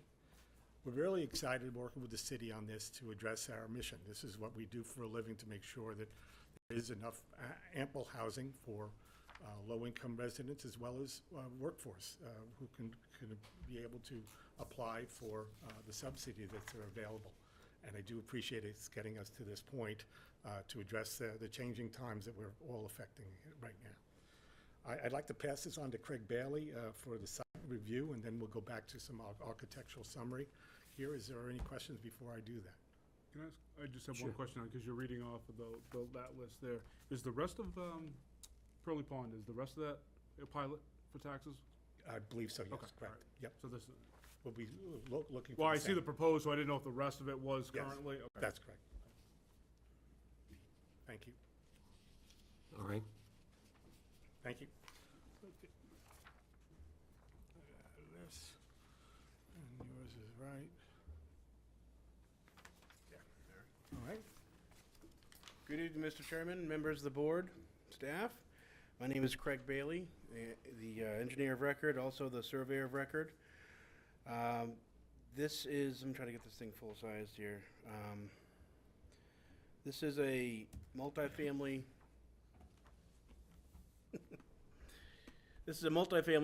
commercial site plan here for an expansion of the existing 57 Blueberry Lane. Most folks are familiar with the site, I presume, so we don't have to go through the multifamily buildings. There are 4 on site already, plus an existing laundry building that's also being used for rec hall, and also staff is using it on site. We are backed up, behind the site is the Belknap County home, okay? And to the west is a condo units, and to the east, the site is split by the 100-foot wide power easement. All right. In your packets, you should have a multi-page packet of plans. Turn to page number 2, and that's going to be the commercial site plan. Here we have a better overview of the existing units with the municipal sewer and municipal water coming in off of Blueberry Lane. The overall theme here is to take the northwest corner of the property, which is currently lawn and scrub woods, and convert that to the 2 structures, each with 6 units built into it. The units are slab-on grade. They do not have foundations, so maintenance will be able to get underneath these units in the crawl space. The existing laundry rec hall is intended to be left there. It'll be standing. They're going to use that on site. And so we have proposed a horseshoe driveway to come in to the north of that rec hall, spins around through the center of the courtyard, and then one way out by the south of the rec hall. All right. And as you can see here on the commercial site plan, we have in the center of the driveway, we have the drainage for the stormwater management. My last ditch effort is to use a pond. So instead of a pond, we've proposed a full-sized, low-impact development rain garden, sized accordingly to the exact flow through this entire site here for the new development. All right, let's go ahead and turn to page number next here, the grading and erosion plan. Sheet number 3 gets a little bit into the blow-up of the rain garden and the units. The concept here is to construct a conical surface through the courtyard through the turnaround and direct the stormwater towards the rainwater system. This rainwater system is 10 feet wide, it's 54 inches deep, and it's been specified with a special planting mix which does the magic. It holds the water and allows the roots to continue and to do the evapotranspiration. So again, no detention ponds. Let Mother Nature do the best thing they can do. That's the idea. All right. Like Tom said, the units are serviced by natural gas, municipal water, municipal sewer, and the utilities are coming up through the center, the northwest corner, and then they branch off into both buildings. Both buildings have a wet bay on the end. So Laconia Housing Maintenance, and Laconia Waterworks, and the fire department, and the gas company, and the power company, and the telco, they all have access to the utilities for each unit outside of the unit. Okay, so they don't have to go inside the units. Maintenance guys will be able to shut the sewer off, shut the water off per unit on a one-unit basis from those updates. There is an emergency overflow on the rain garden, and that is piped underground through the closed drainage to the existing closed drainage on site. All right, turning to the next sheet here, the utilities plan, that's sheet number 4. We have 2 views of the site. The upper left-hand corner is how the utilities and the water systems are going to be connected to the unit, buildings, excuse me. This necessary separation between water, sewer is according to this sheet here. The sewer connections are run underneath these buildings on straight lines so that this can be completely jetted, again, outside of the units. So if there's ever any sort of a blockage, maintenance can deal with that outside. And there's a clean out on the high end, and the sewer goes to a collection basin on the low end. Natural gas is going to be run to each unit, and the utility company will have to come up there and actually identify where it all is right now. The gas location is just, according to my plans, just approximate, because I didn't have the special utility location information that they have. So that's one of the items on the pre-construction meeting that will have to be dealt with. All right, sheet number 5 is a close-up cross-section view of the proposed rain garden with the 2 driveways as you access the site. Again, 1/4 inch per foot, it goes downhill into the center of this horseshoe, and it's there to percolate and go back into the groundwater. We can go through the details if you need to. And lastly, the last sheet is speaking to the Laconia Waterworks as far as the specified appurtenances to connect to the water system. All right, each unit's going to be sprinkled, and there's of course separate fire and water, domestic water, run to each building. Are there any questions, Mr. Chairman? None for me at this time. Any other members have questions for the applicant? All right then. I do. Oh, yes. Sorry. I was just reading, on one of the waterwork conditions, it said on sheet 3, is the blow-off necessary? That was a TRC2 comment, yes. The blow-off is not necessary, and it has been removed on the set of plans that you have here. The blow-off is not there. Oh, gotcha. I was actually just curious why it was. Oh. A blow-off is used at the height of land where a pressure water system comes across the crest of the hill, and you may have some air pocket starting to build over time. And so you need to be able to crack the valve and let the air bleed off. Oh. Many guys would use the blow-off also as a chlorination tap, but Waterworks doesn't want to use that in this case. They're going to use a chlorination tap temporary when they connect to the main 6-inch line. So I've taken an advisement and I removed the blow-off. Oh, okay. Yeah. Thank you. So you blew off the blow-off. I have a question for the developer. Since you have 200 people waiting on the list, why don't we make this 2-level? You'd still be under the density requirements. Our issue is we felt comfortable with addressing 1-bedroom units, and that's why essentially we were looking for that, and also the financing at this present time. We felt that the 12 units was considerable for that development. There's 35 units and the like, and there's a number of people who have talked about that, but we've kept it at that just to kind of keep the community design to where it is. There's a lot of, I mean, we could have done 24 units in there, but there's the point right now is to address the 1-bedroom units as much as possible, given some of the other things. So the answer is I think we thought about it, but I think from a financial perspective of how much it's going to cost us to do this at this point in time, and be able to get some subsidy, it was probably the best approach, and also addressing the existing tenants there already at this Okay, point. awesome, thank you. Good question, Brett. 'Cause I figured it was something, the federal money, state money probably has a limit, and Thank you. The portion I'm going to be speaking a little about is the architectural design detail. I got a summary here. I'm going to try to make this as large as possible as well. Could everybody see that in their design package? This is a front, just to let you know, on the buildings, the two buildings are identical in size and look.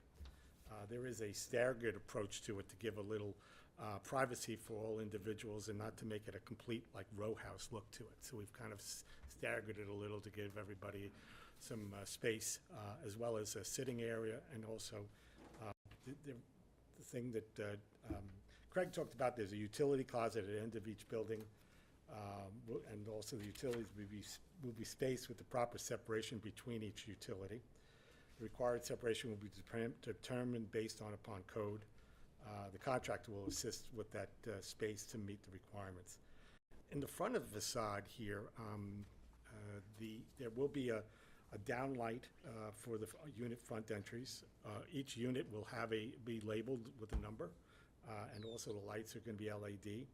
The exterior materials are going to be kept with the other units on the property. The scale of the units is smaller than the existing, since the new units are only 1 story in height. The end units will be built in such a way to provide ADA accessibility with a ramp that will hug the end units, so it pretty much will provide accessibility to those units there. What we've also done in the units, and this is more from a maintenance standpoint when reasonable accommodations come up, we're going to provide a 36-inch wide door, the pocket doors for bathrooms and also the bedrooms and the like are to be incorporated. And is also, whenever there needs to be a wheelchair accessible, they will be ready to go. And the kitchens will be wide enough to handle wheelchairs going in and out. We won't supply that at that present time, but what we find running units and renovating, the cost of renovating sometimes outweighs doing it in the beginning. That's pretty much what I've got there on the design. Are there any questions at all on the development that I can help you with? Chief? The only question I have is, I actually think the architect. Sorry? I think my only question I just have is, the radius. Don't ever call me an architect. Yes. Oh, sorry, engineer. You have a stamp at the bottom. Yeah. The width of the I'm looking at the turnaround, if you will, this piece here. the horseshoe. That was sized for Tower 1. Oh, that's all I need to hear. Oh. Well, there we have it. Dean, quick question. He knows how to get the right answers. Yeah. The requirement for a second exit entrance is at 49 units, correct? Correct. Okay. We will have back doors and a fence in the back, but the back doors will have egress similar. This will give you a bird's eye view of what the staggered approach looks like on the units, and we feel it's a good amenity for the tenants. As well as on our own property, the existing property, we are going to be providing some enhanced amenities for dumpster enclosures and the like to assist with that. Also, some additional recreation areas can be built in there for everybody's use going forward on the existing property, not on this one here. All right, Mr. Clarkin, thank you. I do any other appreciate, questions? yeah, I'm sorry to apologize, one thing I know we'll work towards a vote, but we are looking forward to a vote to be able to take advantage of the September 2nd application, which will require planning board approval. Appreciate it. Thank you very much for your time. Okay. All right, so we'll open the public hearing at, is that 8:04? Yes. Okay. Sorry, first day with the new eyes. Are there any abutters here that would like to be heard regarding this project? Any members of the public? All right. So, another quick public hearing. We'll close the public hearing at 8:04:5 and turn it over to Mr. Trefethan. Staff recommends approval based on the presentation. We have no unusual requests. There is one planning condition that has not made it to the plans yet, and that is the directional signage will be installed in the parking lot. The entrance and the exit to the horseshoe is one way, so we want to make sure we have a one, this way in and do not enter on the other side situation. And one other thing that I wanted to point out to you on this staff recommendation, and I believe it's carried through for the remainder of the applications tonight, as was alluded to at the last meeting from Attorney Mitchell, there was a new state law passed that requires the land use boards, you being one of them, to state actual reasons why you're approving or denying a case. So on our staff recommendation, you find a finding supporting the application and a findings not supporting approval of the application. These are suggested wordings to you. We encourage you to change wording as appropriate. If you feel we haven't covered everything or we've made misrepresentations, they should be your reasons, not our reasons. But we wanted to just remind you that these, you got to do one or the other as either part of your discussion or part of your motion. Thank you, legislature. It has to be part of the record, Yes. so it would have to be part of the motion. Yep. The court, like a court making findings. Is that statute in effect now?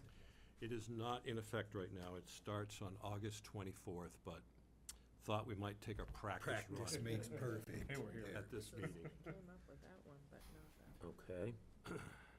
Any questions for the staff? I just have a question, if I may, Mr. Chair, for Chief. I'm assuming your question, just for my clarification, had to do with accessibility of fire trucks around that Right. horseshoe. Yep. There was reference to a Tower One, what? Well, it's our ladder truck. It's our longest and biggest truck, so that fits, everything else will fit. Gotcha. Yep. Okay, so you're satisfied that Very much. accessibility is not an issue? Yep. The, Dean, parking, since they're one-bedroom units, do they need 1.5 parking spaces? Under our ordinance, they do. They have, actually have an abundance of a parking overall on the project. There are more spaces in the original part of the development than what the ordinance would call for today. Given the nature of the kind of housing that it is, it's probably not a bad thing. It's very likely that particularly the 2- and 3-bedroom units would have more than one car, working family type situation. At least But one in this room. case, there'll be 1-bedrooms, and it could be a couple, in a 1-bedroom, but it's likely to be a lot of singles. So I think the 1.5 per unit is probably adequate, and there is kind of like an overflow or guest area elsewhere on the property if necessary. Very good. I'd like to make a motion, if I may. You certainly may. I would like to motion for approval of application PL 2022-0073 SP with one amendment, 57 Blueberry Lane. The motion being made to consider the fact that the project will provide affordable housing for the city and a market that has reduced affordable housing inventory, and this particular project will help address the needs of low-income residents as well as workforce housing needs. Well done. Motion made. Is there a second? Second. Seconded by the chief. Any discussion? All right. All those in favor indicate by raising a hand. Opposed? Abstained? No, that's it. I guess we're, Thank you, Mr. Chairman. applicant has been approved. There you go. Welcome back.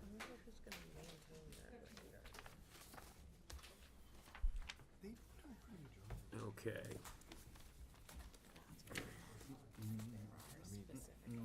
Well, moving along to the Court Street matter, it's PL 2017 39SP amendment and 2022 81 CUP wetland.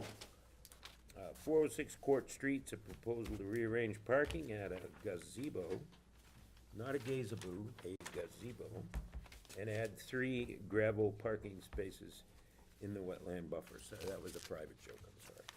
And we need, is the application ready for acceptance? Yes, it is.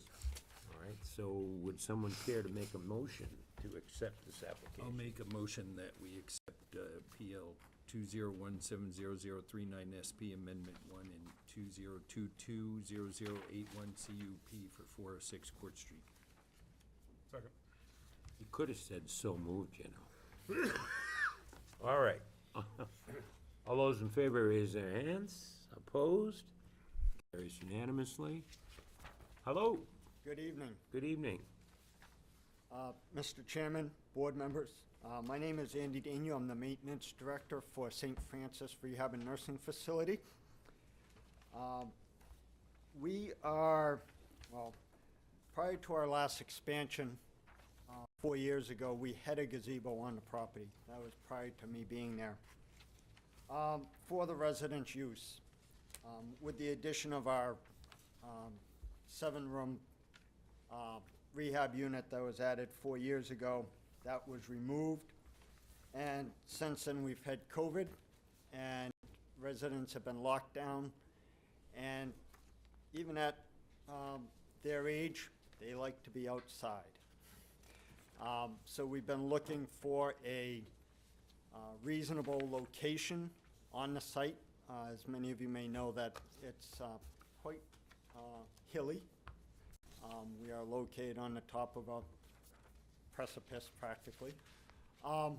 So we found that by the location that we chose, taking part of our parking lot, 3 spots, in a paved parking area, that it would allow for easy access for independent as well as staff-assisted residents to get to the gazebo.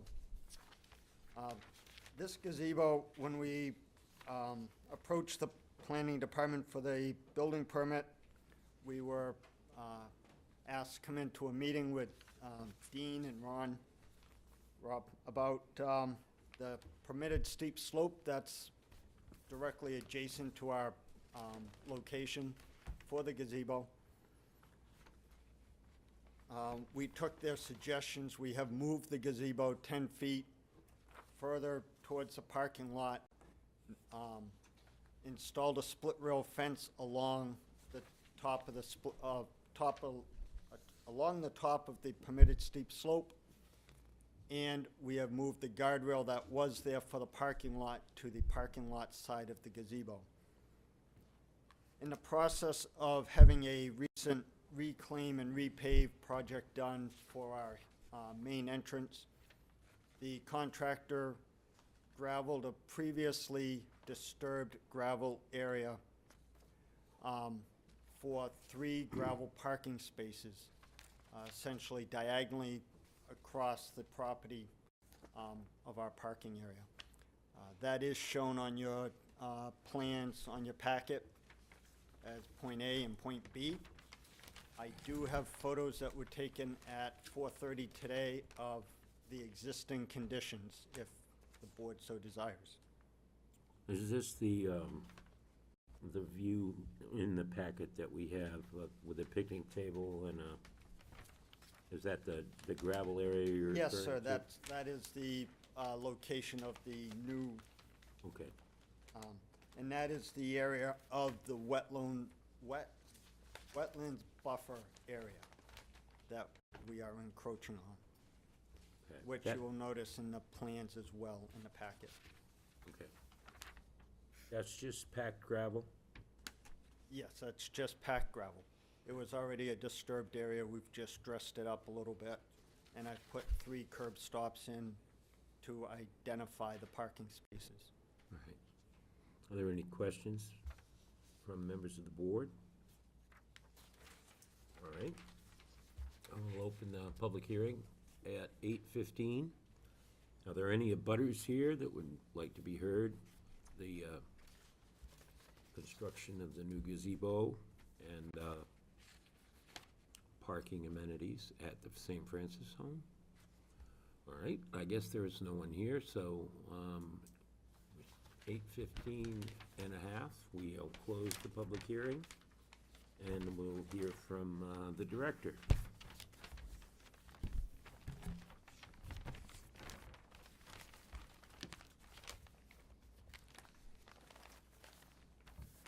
So this is pretty straightforward. The area that they put the gazebo was pavement, so they have removed some of that pavement there and done some landscaping. And the result of that was 3 parking spaces are to be relocated, and the place they chose was to the rear of the property that was already disturbed. It has been described by the applicant. This was already packed gravel, already in the wetland buffer. So there really is no change in that area. They have added another layer of some reclaimed material, and as he stated, put in the delineation for the 3 parking spaces, but there really is no change in that area from a standpoint of its impact on the wetland buffer.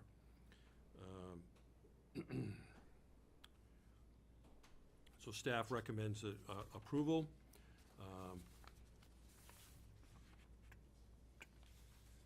And the only real condition that we have is that the parking spaces, the new parking, location of the new parking spaces will be delineated, which they have done already. So again, we have some suggested wording for finding of either approval or denial.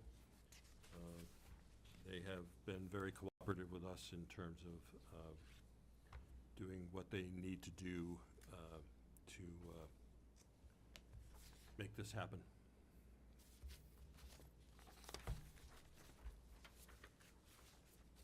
Okay. I have a question for planning. Yes? Is it considered more advantageous to leave the 3 new spots as gravel, considering that they will be permanent parking spots where vehicles could leak, and with storm water it could leach in, or it will be filtrated through the gravel? Or would it be better to pave those 3 spots such that the storm water runs away from the wetland?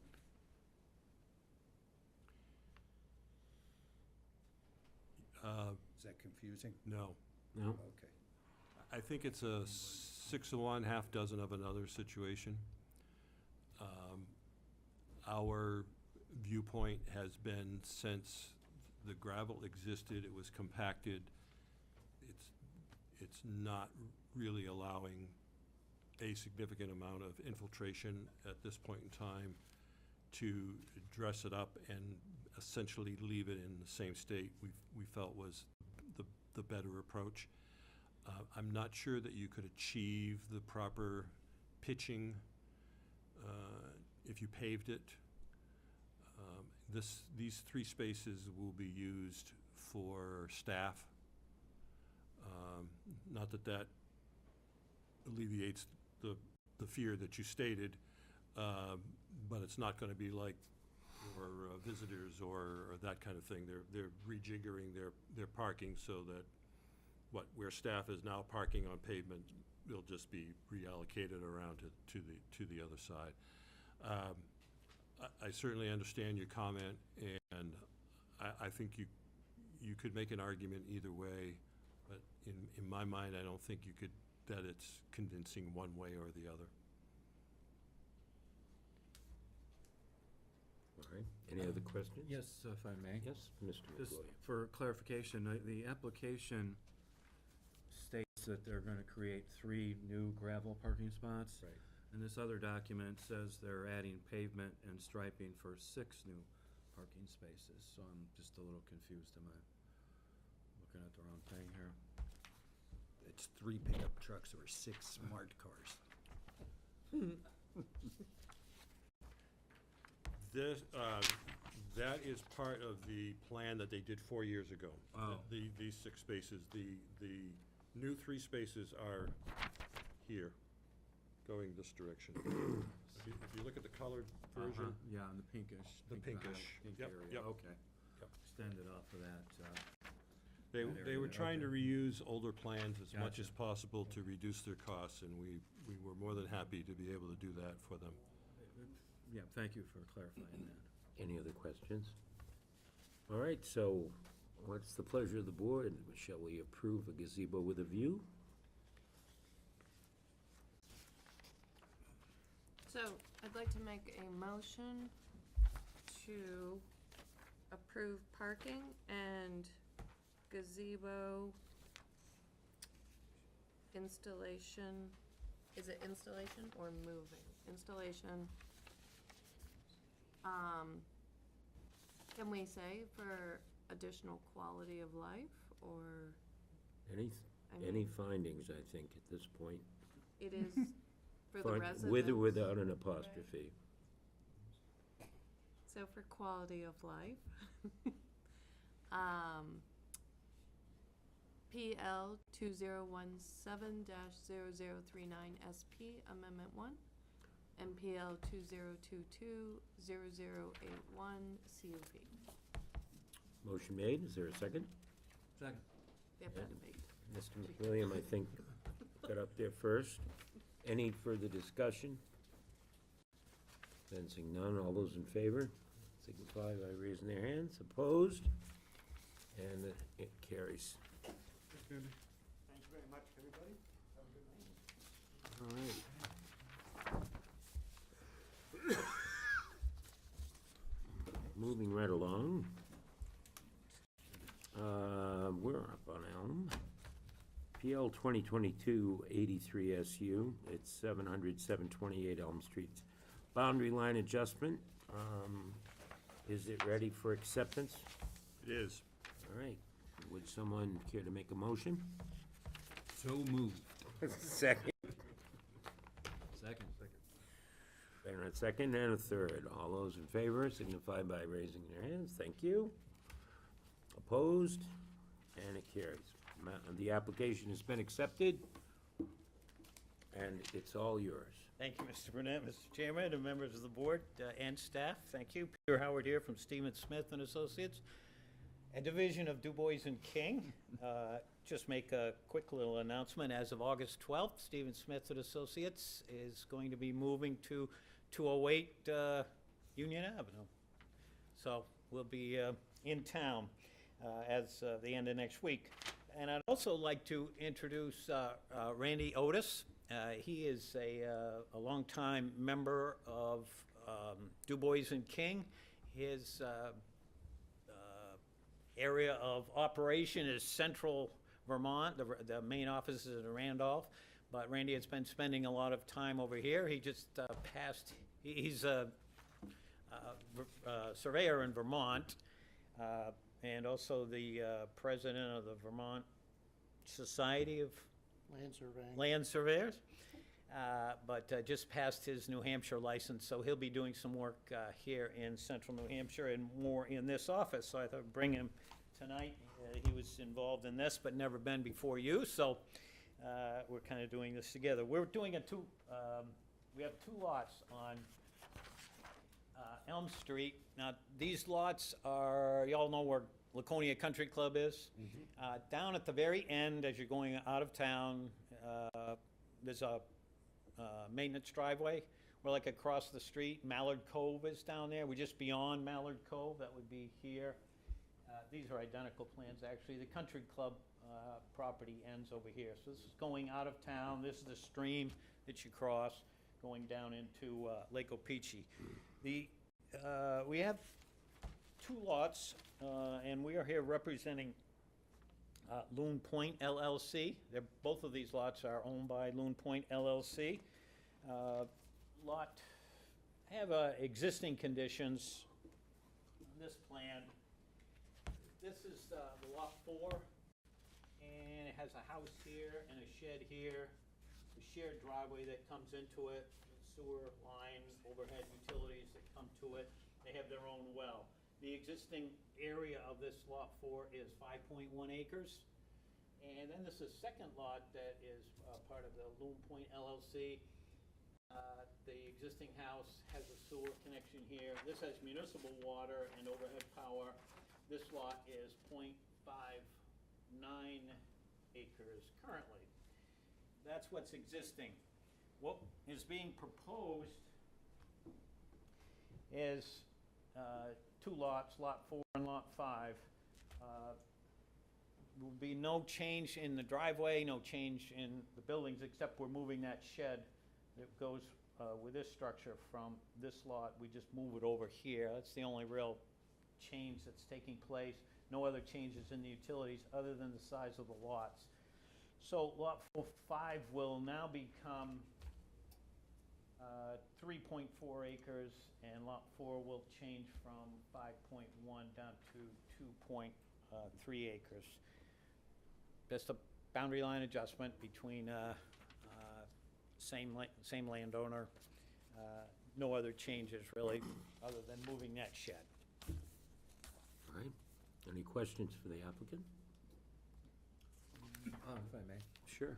So the two new lots then will be designated Lot 4 and 5? Yeah, that 4 is just the end of the tax map, Lot 309, 71-4. I'm assuming that would remain the same thing, and this is the 309, 71-5. Will there be a new easement deeded across 5 for access to Lot 4? It exists today. There's a little bit of sharing of the lots, but there will be deeded easement for the lot 4, this driveway going across lot 5, 4. So there won't be any problems in the future. Staff made that strong recommendation, and we don't have the wording, the actual document right now, but that will be part of the process. Okay. Any other questions for the applicant? All right. Then we'll open the public hearing at 8:27. Are there any butters or members of the public that wish to be heard regarding this boundary line adjustment? Come on up to the microphone here. Brian Michaelis here. Good evening. Good evening, Mr. Michaelis. I don't understand, and which is one of the reasons why I'm here, and we're talking about lots 4 and 5, and the gentleman pointed out there are 2 houses, but it looks from the public record as though they're subdividing it into 5 lots, 5 building lots, and when we look at what's in the public record, it suggests that, again, and your nomenclature was lots 4 and 5, so I'm not clear where lots 1, 2, and 3 are. But the stream that you talked about is a very, very, very delicate environmental area, and I'm concerned about, 1, an environmental impact study to begin with, okay? 2, there are, well, I've been there for 20 years, okay?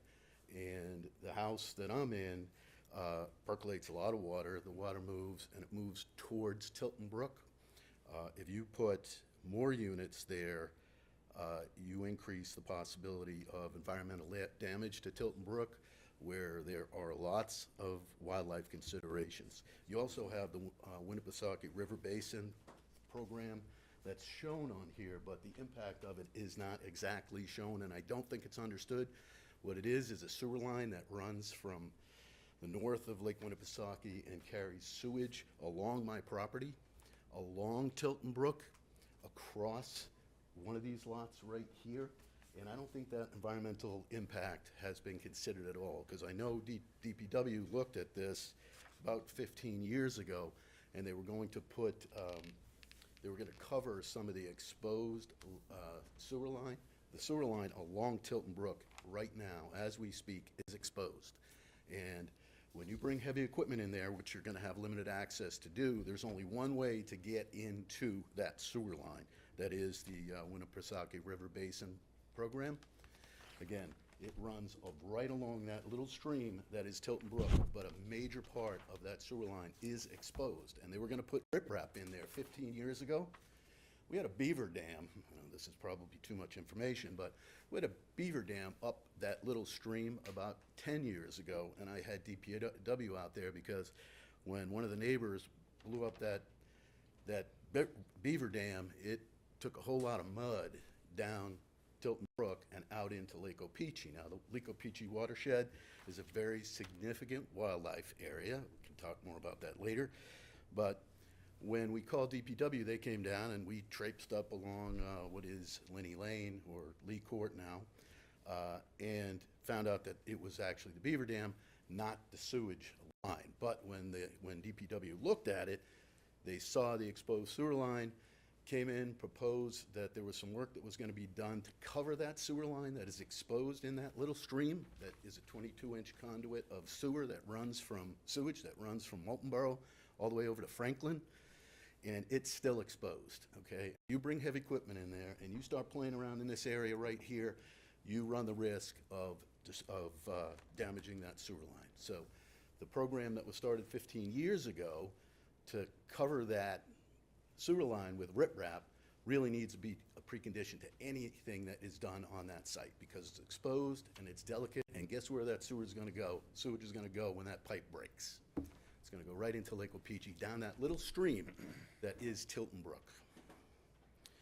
Let's talk about the wildlife that's there at the base of Tilton Brook. You've got at least 3 endangered species down there, and I know you don't want to hear about endangered species, but we could put it in evidence.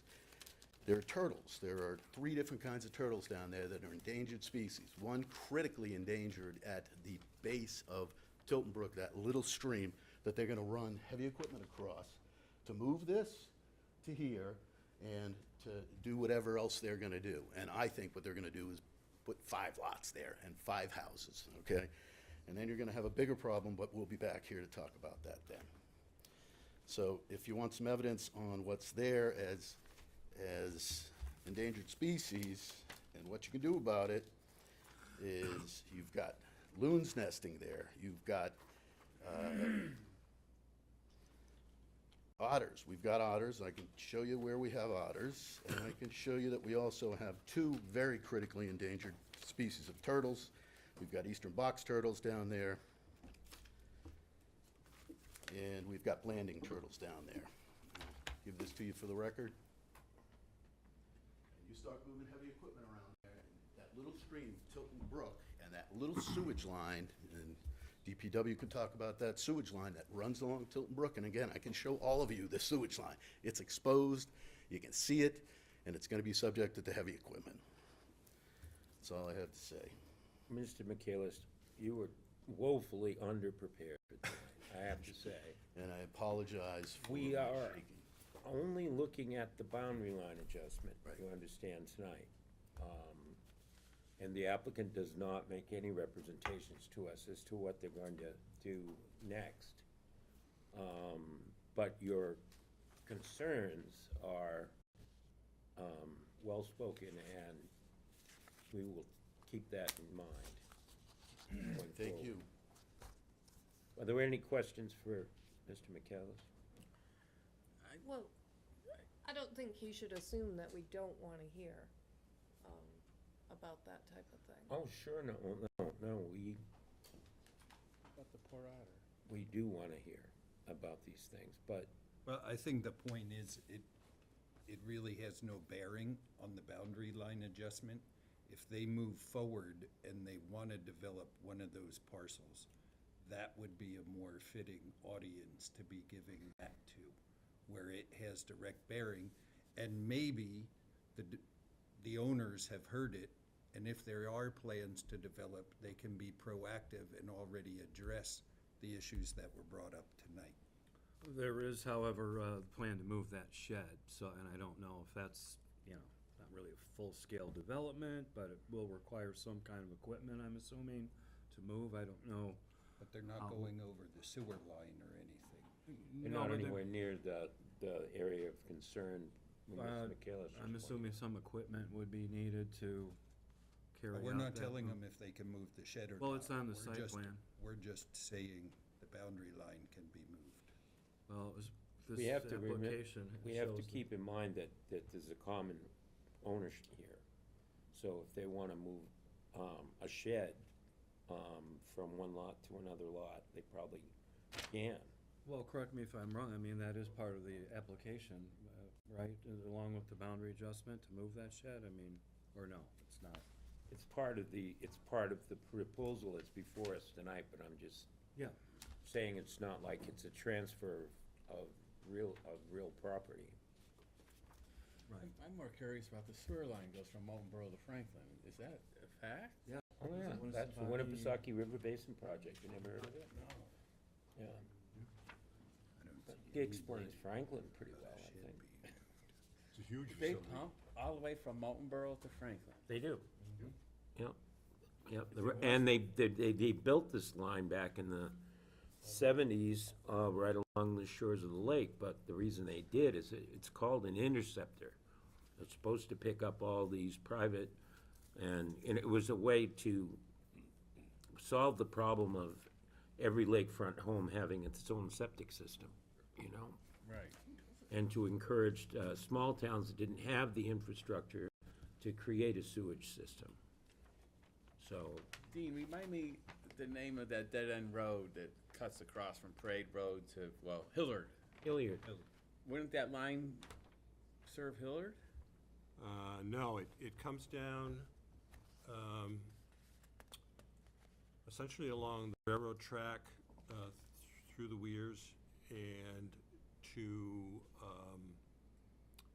essentially the southern end of Southdown, and then it goes cross-country over to, It goes down Old North Main, doesn't it? yeah, it goes down very close to this brook, which is known by a number of different names. But I think we refer to it as Brook G, but anyway. This particular line is not the main line, but is connected to it. Okay. Right, because the main line's bigger than 22 inches, Yeah, that's for sure. and it goes over to the the western side of Opeechee, and then eventually goes cross-country again and runs along Winnisquam till you get to the former sewer plant on Water Street, where it then transitions to Franklin. But all of this stuff from Molten Borough on down ends Where's all up the pump going right through stations? here and goes to Franklin.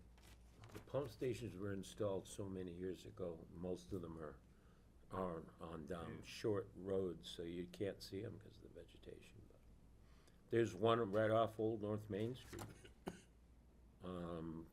maybe There are a 100 number of yards pump from the lake. stations. Like, there's a pump station on Pogus Bay. Like I said, at the southerly end of Southdown, there's a pump station. I thought that was Laconia's pump station. Well, We just push it along. In cooperation with, yeah. And we have water pump stations too, so I mean, they're out there as well. But Scenic Road. but there are a number of sewer pump stations that you think about it, they're all along the Right, lake. but I thought those were Laconia's pump stations. Well, Laconia has a few of its own. You know, But there's one on Pump Station Road off Shore Drive. Correct. Yep. Is that part of this line? It doesn't matter. This line goes to the main line that is over in that direction. Does our sewers go to Franklin? All of it. yes. Flush twice, it's a long way. It's downstream. Bet- It's got to. It's better than what Bartlett Beach used to look like. Anyway, Why did I think our digress. storage was in Laconia the used- Water Street? Issue at hand. It was until the mid-seventies. But they also mixed stormwater Yeah. and sewage so that whenever there was a big rain, the tanks overflowed. And heaven forbid anybody wanted to go swimming at Bartlett Beach. There is some, I'm not sure how much, but there is some It's exactly 3 miles. preliminary treatment Do you have a picture of still it? going on at that Probably somewhere. location, but for the most part, it goes to Franklin for its final. Amazing. So is there any part of the warning that we just got from this abutter that we need to be mindful of tonight for Yes, the one boundary line question. agreement? I'm sorry, I forgot his name. Pete, is the boundary line looks like it's awful close to the house. Is that, Yeah, Is there we. to be conforming? The boundary line has been moved so that we meet the setback there. It is, okay. Yeah, just barely, but we do meet the setback. Close enough. I'm Yeah, still we're in all just over the barely sewer line. business. That's what the setback is, so I mean, Okay. move. And I would like to correct the record, this is not a 5-lot anything, I only use those numbers 4 and 5 because those came from reference Tax on the maps. tax map numbers. They're just 2 lots to begin with, 2 lots to end with, no other changes in utilities. The only physical change involved in this whole thing is the moving of the shed from one side of the line to the other. Is the subdivision that's before us tonight, the boundary line adjustment that's before us tonight, is that part of a development scheme for this property? I can't speak to that at this point. I mean, I think the owner may have some, but I'm not prepared to address. But certainly, if there is any, it would have to come to you, it would have to go to state agencies, it would have to concern itself with endangered species, just the way any other project would. So I appreciate the things that were brought up, and I think those are things that definitely have to be addressed if they come into play. But we're not asking for that tonight, we're asking for this boundary line adjustment, All right. so. All right, any other questions? Did we even close the public hearing? No, we did not. Are there any other members of the public that wish to be heard? All right, we'll close the public hearing then at 8:42. What is the pleasure of the board? Oh, sorry. We still need a staff recommendation on this one. I draw your attention to 2A and B concerning easements. There are currently easements for the driveway and for the various utilities. We want them to be updated and incorporated into the 2 new individual deeds, so that both sides of the new property line will know that they exist and what their rights are to use them. And also the city was concerned about our access to the sewer line that is there. Department of Public Works, as you know, is part of our technical review committee, which did review these plans. They did not express any concern about the movement of the boundary line. That is not to say that there is not a concern about the exposure of the sewer line, but they were primarily focused on the boundary line and the easement, so. Who's responsible for maintenance of that sewer line? That state? particular sewer line is, City? I'm gonna guess it's the Winnipesaukee River Basin Project. But where that work gets delineated in terms of who does what, as, the city's a member of that, so I'm not sure how that gets divvied up per se. Bears looking into, I Yep. think. Yep. All right, any questions for the staff on the board? All right, well, sensing none. Does anyone care to make a motion to approve this, I'd like to make a motion, Mr. boundary Chair. line adjustment? Certainly. I'd like to approve the application PL 2022-0083 SU, 700 and 728 Elm Street. And the reason I propose this motion is that this boundary line adjustment would allow the two new lots to conform to current requirements as outlined by the table of dimensional standards. So it'll bring the two lots into conformity. Motion made, is there a second? A second. Just a quick question by way of comment. It says prepared by Yerkes Survey Associates LLC, a division of Du Bois and King, isn't it? Stephen Yeah, he is Smith? too. He is too. Really? Yes. They should just rent some space right there in the back of the room. All right. So we have a motion, and it's been made and seconded. All those in favor signify by raising their hands. Opposed? And the motion carries. Thank you. Thank you. All right, moving right along.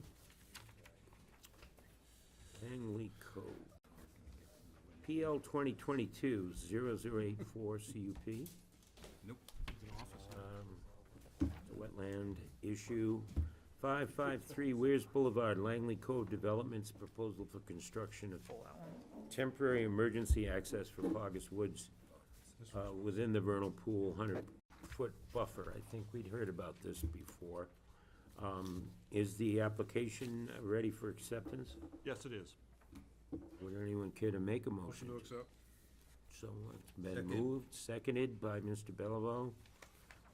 All those in favor signify by raising their hands. Opposed, and it carries unanimously. So the application's been accepted, and I see Mr. Roque is ready to fill us in. Yes, I'm furiously trying to get it up on my screen here, so see everything.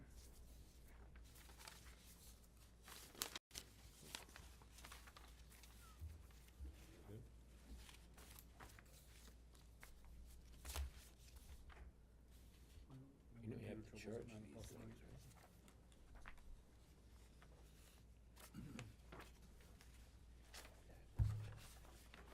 Glitches.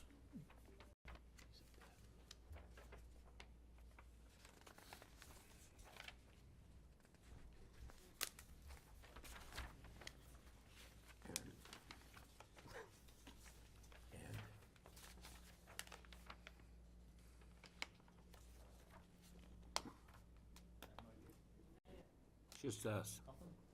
Nothing interesting. What's that? Yeah. It says I'm projecting. I'll tell you later.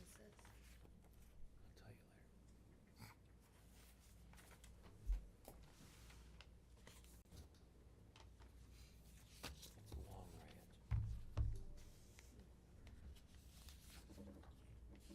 Great. Technology is awesome. We have some chalk. It's not actually that hard, it's not that crazy of an application.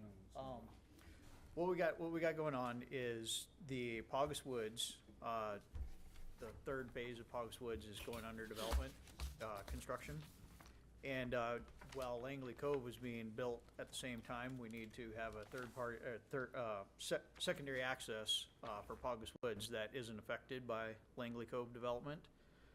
So what we're proposing is to run right up the existing, sewer and water line that goes, from Weirs Boulevard up into where the Paugus Woods, pump station is for water. There's actually already a road there. There's always gonna be a road there, regardless of, whether it's an emergency access or not. Because even after, Langley Cove is developed, the sewer and water line that are in this corridor are going to still, serve all of Paugus Woods. We met with the Conservation Commission on site. We did a site walk with the Conservation Commission about, a week and a half ago, 2 weeks ago. And we went to the Conservation Commission meeting after that, and they voted to support the application. The reason why we're in front of you is we need a CUP for there's a vernal pool along the way that the Langley Cove development, like all new development on Langley Cove has avoided it. It's kept all the setbacks. There's no issue at all. But the existing, basically the utility easement and existing road that's servicing the utilities is right off the edge of it, and based on everything that Luke has looked at, was likely what created the vernal pool in the first place. There's some trees in that area that would not normally grow in a wetland or a vernal pool area, and they're pretty well established trees that are now dying. So we think that when the sewer and water lines were put in the gravel road that exists right now, it actually created the vernal pool in the first place. So, but the Conservation Commission looked at everything. They didn't see, the way we're doing everything is being pushed away from the vernal pool. Like, there won't be any drainage that can affect it, even with what we're doing. So we're basically protecting everything, and once the Langley Cove development is in place, then the secondary access automatically moves to the existing, what will be an existing paved road between the two. And that will function as the secondary access for both Langley Cove and for Paugus Woods. And I had actually sent some stuff out, and I was incorrect. The permanent secondary access is a gated access. I had forgotten that during the last part of the presentation of Langley Cove, that it was voted to put that as a full gated access, but that is the case in the future.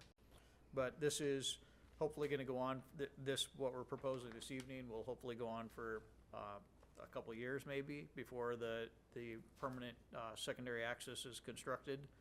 And then this will just revert back to being the easement and the maintenance road for the water and sewer lines. That's essentially what we're proposing to do. Everything will just be everything will be upgraded to be, I believe it's 18 feet wide. It's going to have an all-weather surface. It's going to be gravelled. We don't anticipate anything ever being we don't anticipate it ever being used really for emergency access. I mean, Paugus Woods has been in existence since 2010, and it's never needed a secondary access out of Paugus Woods since it's been constructed. So ideally, it never gets used, but it'll be there just in case. Okay. Any questions? So this easement and the gravel road that exists there, that's what the city uses currently to do maintenance on the pump station? And you are... It uses that for maintenance for the lines as they go up to for the pump station. The pump station, you go through Paugus Woods, and it's paved all the way down to the pump station, and that's the way they access and service the pump station. And the improvements that you plan to make on that so that it can be considered a secondary emergency access, that's not going to affect the ability to do maintenance on those lines? It actually improves it because off to one side, the sewer line is kind of off the edge of what is really improved right now. And by doing what we're doing with the emergency access, making it wide enough and shimming things, it actually gets the manholes in a position where they can be more easily maintained. So it's a So win-win for the city. It's a win-win. I mean, it doesn't hurt anything, and it just makes it better for future maintenance regardless. Okay. Any further questions? All right. Let's open the public hearing at 8:54. Are there any abutters or members of the public that wish to be heard? Come right up, sir. Come up to the mic. Good evening, Jack Hodge, 561. I've worked extensively with John. He and I have a great relationship. My only question is, during the development of this temporary road, will access to 561 be available? Because that's our only road. Good question, that one. He will absolutely have access the entire time. Okay. Yep, And- because from Weirs Boulevard up to your place where the gate is. Right. There's not a lot of work that needs to be done on that regard already, because that's already pretty well established as a gravel road. Yeah. So there is shimming gonna be done, it's gonna be widened here and there, but you'll have access all the time. You're gonna take my white birch trees? Do you want them gone? No. I guess that's the question. No, I don't. And maintenance of that road. Because right now, my wife and I kind of maintain it. We grade it with a harrow rake and things like that. If it is the emergency access for Paugus Woods, it's gonna have to be maintained by probably Busby, and because it's gonna have to be plowed during the winter, it's gonna have to be, it has to be maintained as an open road. Very good. So it's actually gonna help you. Okay. Very good. Thanks. Thank you. Well, that was great. We don't see that often. Are there any other abutters here? Gentlemen?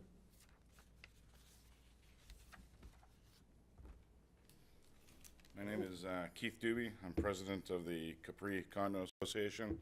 We're right across the street at 556 Weirs Boulevard. We have many concerns about Langley Brook and Langley Cove.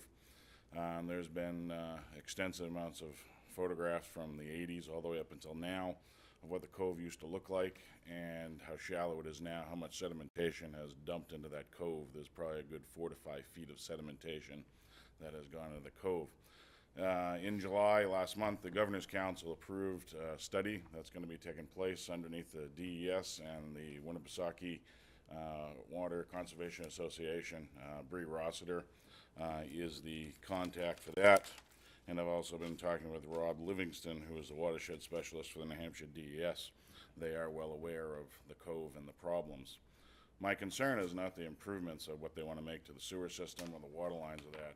My problem is the sedimentation that's been coming down from that cove for the last 30 to 40 years. I purchased my condo about 11 years ago. We had about 18 inches of water out there and at that time. Now, if I can get a kayak over it, I'm lucky. When the water's at full lake, we got about maybe 6 to 8 inches of water out front. It's been getting worse, and we have endless amounts of video. Every time it rains hard, you see the sedimentation, just endless amounts of brown water. 2007, the Lakeshore Protection Act was put in place to stop this from happening. It's happening. You know, the DES was well aware of it before I started talking to them 2 years ago, and I don't know if I just am the squeak in the wheel or what, but all of a sudden things are starting to happen anyway. But I just want to make sure that the city of Laconia is aware of what's going on there. The lake is New Hampshire, and if that lake, you know, continues to get dirty and things like that, I'm not a super environmental guy. I have a piece of waterfront. Our condo has a piece of waterfront, and that's what makes it valuable.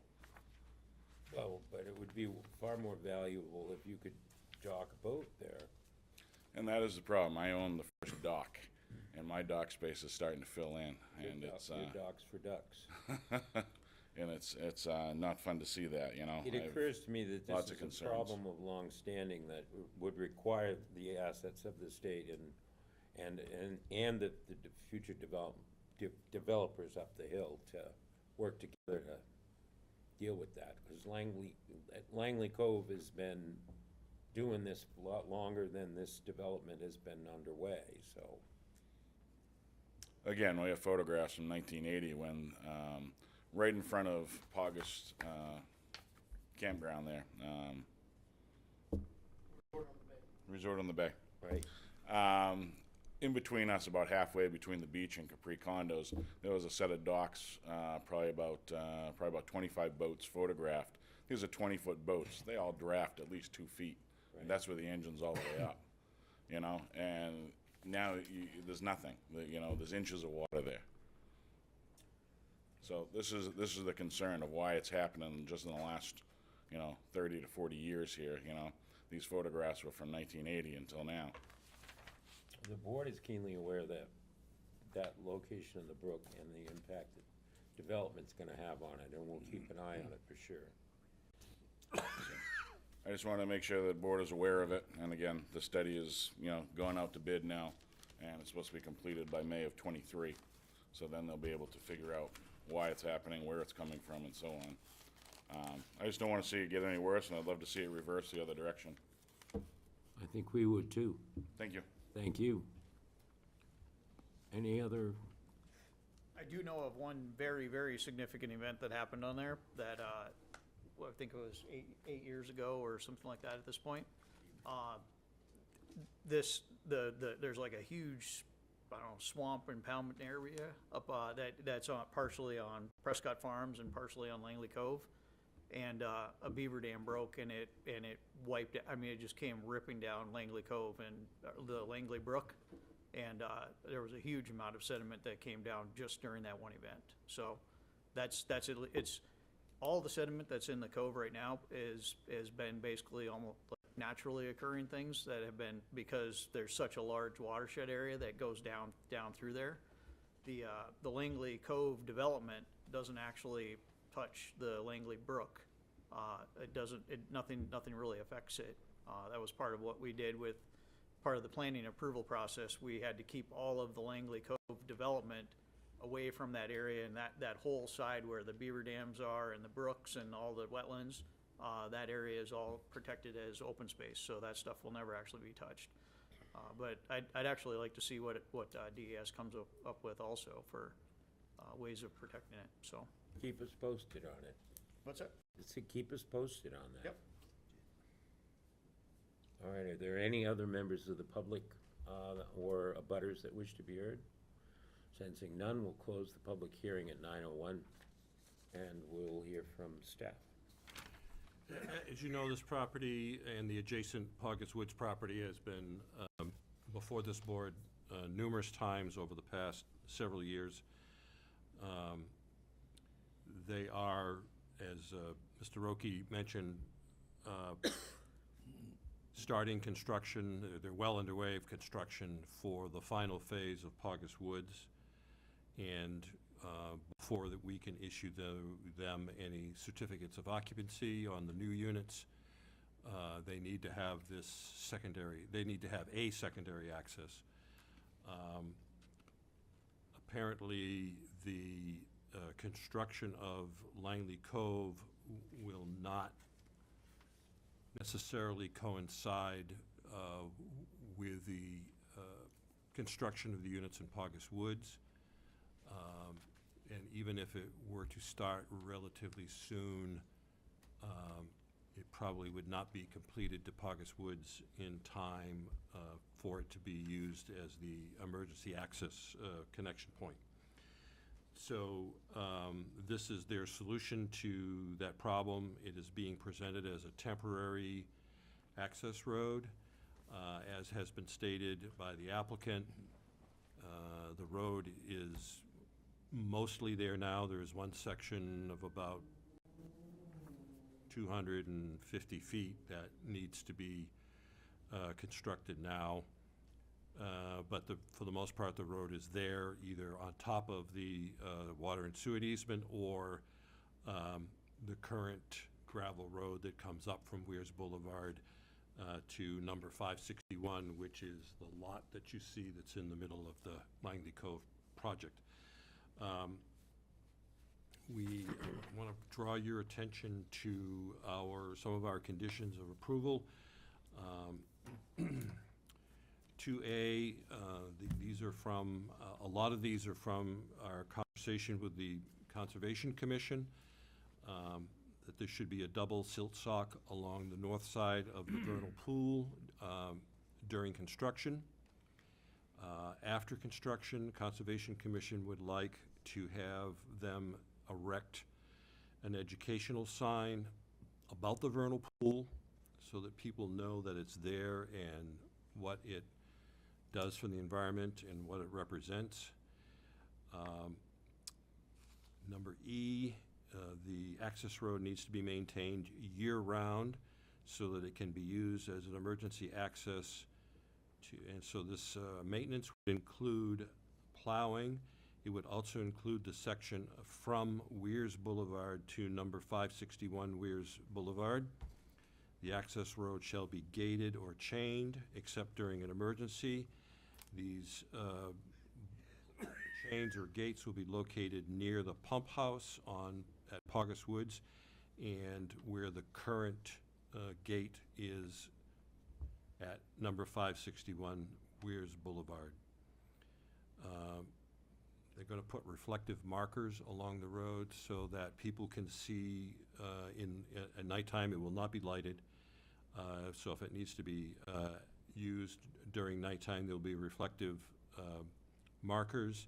We're going to put a whole bunch of them in front of the vernal pool to kind of act as a guardrail so that vehicles do not slide off in the winter into the vernal pool, although it'll be likely frozen at that time. Where did the stolen stakes come from? That's what I was gonna say. The what? The stolen stakes. You're gonna put reflective markers There's a theft of meat. on steel stakes. Wrong steel.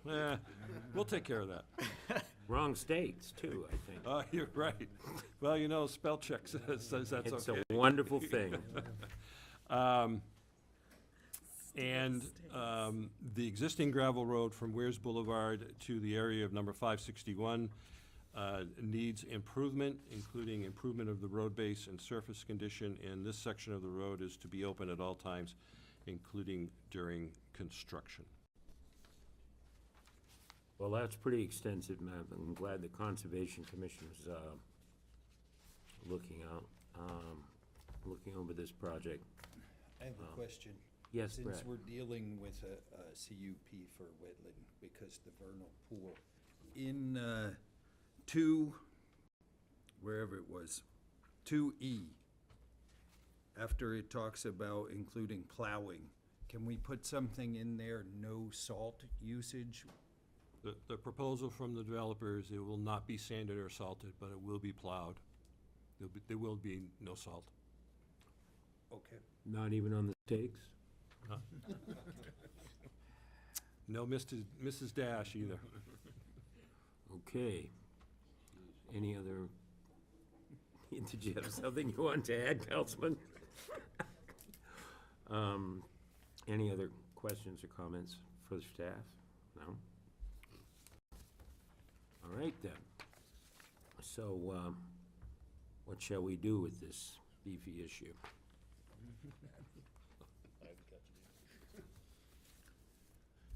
Hungry. Oh, I think we can make a motion unless I think any that further would be a discussion. great idea. I'd like to make a motion that we approve application PL 2022-0084 with the CUP regarding the wetland vernal pond.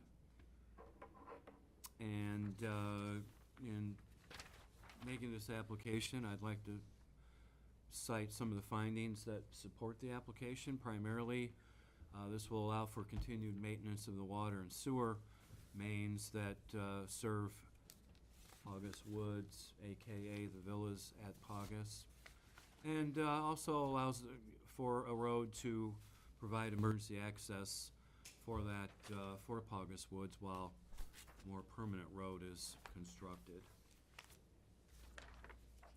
All right, we have a motion. Did the maker wish to also include the Yes, so with the suggested findings conditions, on the absolutely. CUP buffer? My motion would include the conditions outlined by the Planning Department and Conservation Commission as well. That would specifically be on the application 2A through G. Okay, so I have a motion. Do we have a second? Yes. Yes, second, Mr. Bellwoe. I was just gonna say. I wasn't sure if Scott was done gathering. Well, and you know. We have to provide support now. So at the, Yes. if you, the first section is the wetland buffer conditional use permit, there's 5 items there. You wish to include those findings as well, did you not? Yes, Okay, because that's what we need. including the, yes. Those this are the is a criteria CUP. that we are supposed to apply to This this. is a CUP, so we would, the motion would include the wetland buffer conditions as part of the permit, and that's outlined as 1 through 5 on the application. Excellent. Is that acceptable to the second as well? Most certainly is. All right then. Any discussion on the motion? Anything related thereto? All right. All those in favor signify by raising their hands. Opposed? Well, we're on a roll tonight. Thank you very much. Have a good one. Take care, Mr. Rookie. Always good to see you. All right. PL 2022-85 CUP Wetland 14 Reagan Way. Proposal to cut trees in the 50-foot wetland buffer. Is this application ready for acceptance? Yes, it is. All right. Would anyone care to make such a motion? I move to accept. Motion made and seconded by the chief. Any discussion? Sensing none, all those in favor of acceptance? It's unanimous. Bruce, you raised your virtual hand, didn't you? Yeah, okay. All right then, come right up and tell us all about it. Thank you, Mr. Chair, and good evening, board members. I apologize in advance if my application is not as exciting as the ones that went before me. Did you bring steak knives? I know, I don't have any steak for you guys, unfortunately. We don't do any business without the but I am very complimentary hungry. steak knife. My name is Steven Searles. I'm the owner of 14 Reagan Way, along with my wife Lisa, who's also here with me. This application started, reached out to New Hampshire DES. I wasn't really sure. I just want to remove some trees in my backyard here, and I wasn't sure if I live next to a man-made irrigation pond. The development that I live in was a nursery prior. They used that irrigation pond to water the trees. It is man-made. There's nothing flowing in or out of it. It's just kind of a holding body of water. It's about maybe 1/10 of an acre. If you use my property line, I think it's about 0.7 acres. Use that as a guide. The pond's rather small. But I reached out to New Hampshire DES. I've got some experience working with them in the past. I asked them about it. They said they don't cover anything smaller than 10 acres in volume or in area, I should say. And they also don't cover anything that's, trees that are less than maybe a foot in diameter. So they instructed me to reach out to the local committees. So that's when I contacted Taylor. Taylor, put me through the application process, explained what I needed to do here. So anyways, I did apply for the application. The application, hopefully you guys have pictures of it. Looks like some of you do. I am removing all of the trees there in the backyard, but it's just against, there's a stone wall that you can't see in the picture, but all those trees beyond the wetland buffer, the 50-foot wetland buffer, are also being removed just to kind of clear the area, reclaim some space for my yard. My wife is pregnant. We're going to be having some kids here. We're just trying to expand the yard, potentially for, playground or something in the future. Kind of remains to be seen. What's not shown on the picture there is you can kind of see a gravel area. There's actually a shed there. The shed was there prior to me moving in, but it's been there since I've lived there. Right there. So initially, my wife attended the first meeting on July 12th. The recommendation of the board at the time was to seek approval from my next door neighbor, who actually owns a portion of where those trees are. There is a 20-foot easement coming off my property. You can see the property line basically goes up to the patio of my walkout basement. He owns all of that, but when the houses were built, there was a large boulder off to the left side of my house there that they couldn't blast away, so they just decided to shift my house 20 feet closer to the pond. Because of that, I have a 20-foot easement for right-of-way, for shrubbery. I could put a fence there for landscaping, grass. Basically, I take care of it, and he kind of stays on his side of the pond, basically. But they did recommend that I seek approval from him, which is fair. I did get in writing his approval as well as his signature, saying that he supports the project. So I do have that here if I need to submit that. Oh, perfect. Here you are. I'm not really sure. So that is his name is Anthony Bean Burpee. He lives at 39 Reagan Way. So we did get his approval. He said it verbally first, then we got it in writing. Some of the trees, as highlighted in the picture, the little green area, some of them are on his land. I'm not clearing right along the edge of the pond. That's what I want to kind of stress here. What I'm trying to do is just kind of have a level, straight shot from the street all the way to the backyard, to that stone wall property barrier that's back there. As you can see, my house actually falls within the 50-foot buffer as well when it was built. So it's kind of right there. All I'm trying to do is clear there. I have a fire pit that I built right behind the shed, right near the shed. Some of the trees are overhanging. Just want to clear those out and also expand the property space. The July 20th meeting, my stepfather attended. Unfortunately, I was vacationing in Punta Cana, so I wasn't able to attend, but he did attend on my behalf. At the time, the committee recommended no soil compaction, no fertilizer use, no paving, no reshaping the land. That's not my intent at all. I'm just removing trees here. I'm not planning on parking anything back there. I'm not building any structures back there. Removing the trees, they recommend I leave the root system in, no problem. I did have obtained a couple quotes from a couple local companies to remove the trees. Either they're going to cut them down surface level or grind the stumps down, but leave the root systems in place. Nothing, no changes to the structure of the land at all. No bulldozers are coming in. It's really just to reclaim some space and obviously eliminate the trees that overhang above the fire pit. Okay, I think that covered everything. Does anybody have any questions for me? And no fill and no fertilizer, No right? fill, no fertilizer, no soil compaction. Yeah, there's not. It's really just to open the space up. Perfect. Yeah. Again, if in the future, hopefully, when we have multiple kids, we'll have a little playground set just to give us a little bit more room. And it may probably not in that area because it's further towards the woods. I'd prefer to watch the kids off the deck or something, but it won't be. Yeah, it's just again just to reclaim some space for the property. That's all. How many trees would you estimate? So Taylor came out last week. That was one of the questions for the Conservation Commission as well. I'm going to say there's probably 5 to 7 trees, of which most of them fall within the 6 to 10 inch in diameter range. There's 2 birches I know. I'm not a botanist, but I'm sure there's a couple other species there. All I can recognize is the birches, but this right there, I think she had taken some pictures. I have some pictures on my phone if you guys want to see something more closely.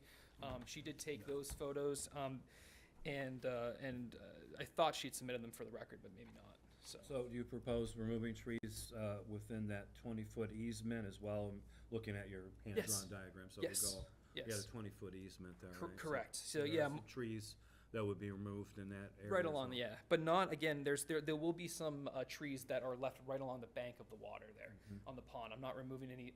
My goal is not to reclaim the pond, especially not that far back from my property. I can't see it anyways. It's just to level set with the trees that are already there along the edge of the pond, and clean those up.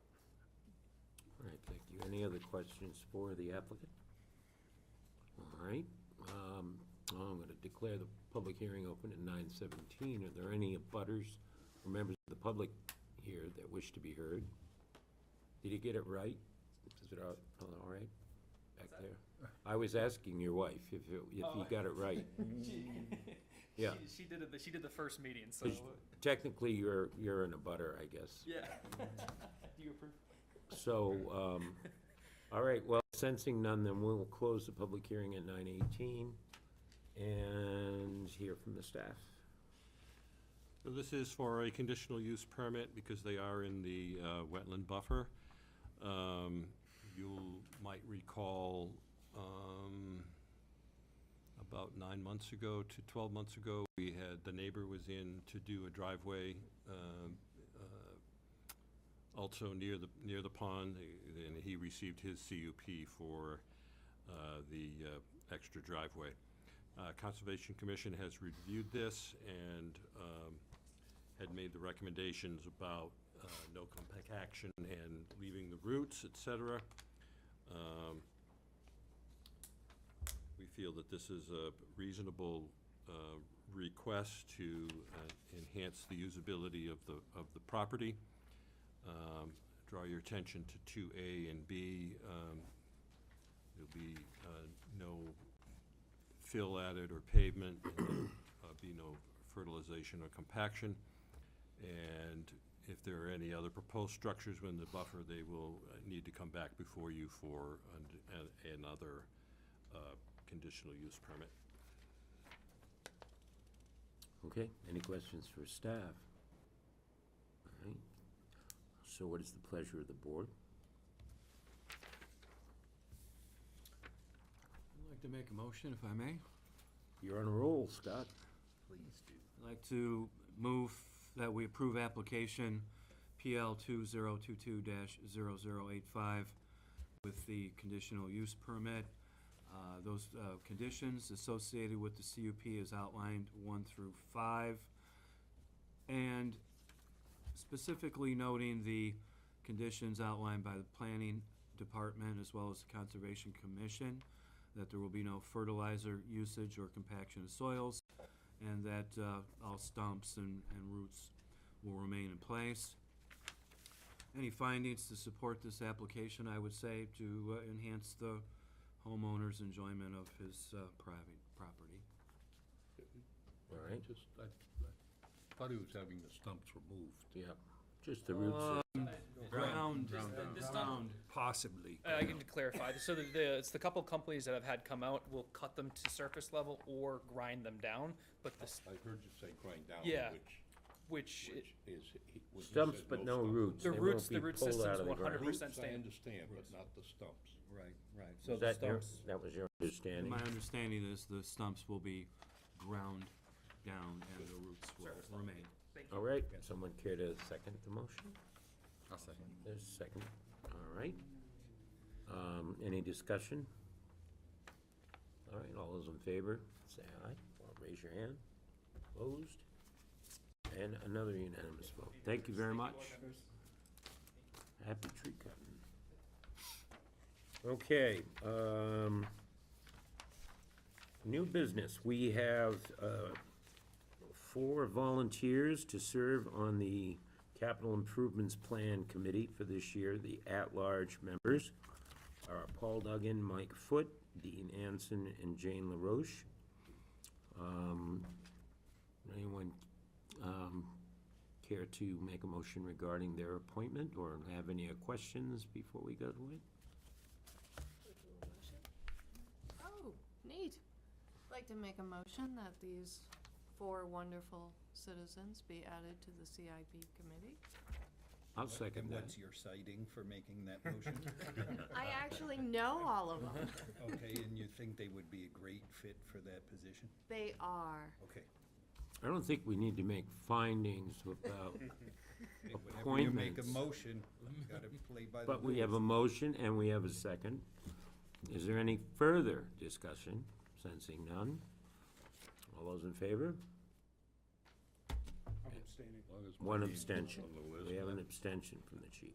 Okay. All right, so, You don't like my reasoning? No, I didn't like the reasoning, that was all it was. this item, the performance zoning discussion, I don't know that we have the time. I asked that it be put on the agenda a couple of months ago. And as I think I've stated to this group, that I'm concerned that staff needs more support in order to handle the myriad details that need to go into making a performance zoning evaluation and a proper recommendation to the planning board, because there are a number of things that that get fast-tracked under performance zoning. I'll throw that out there. Is anyone but me concerned about it and what your concerns are? Can we hear the staff recommendations, please? Well, do you feel like you need more people? Is it gonna be a problem?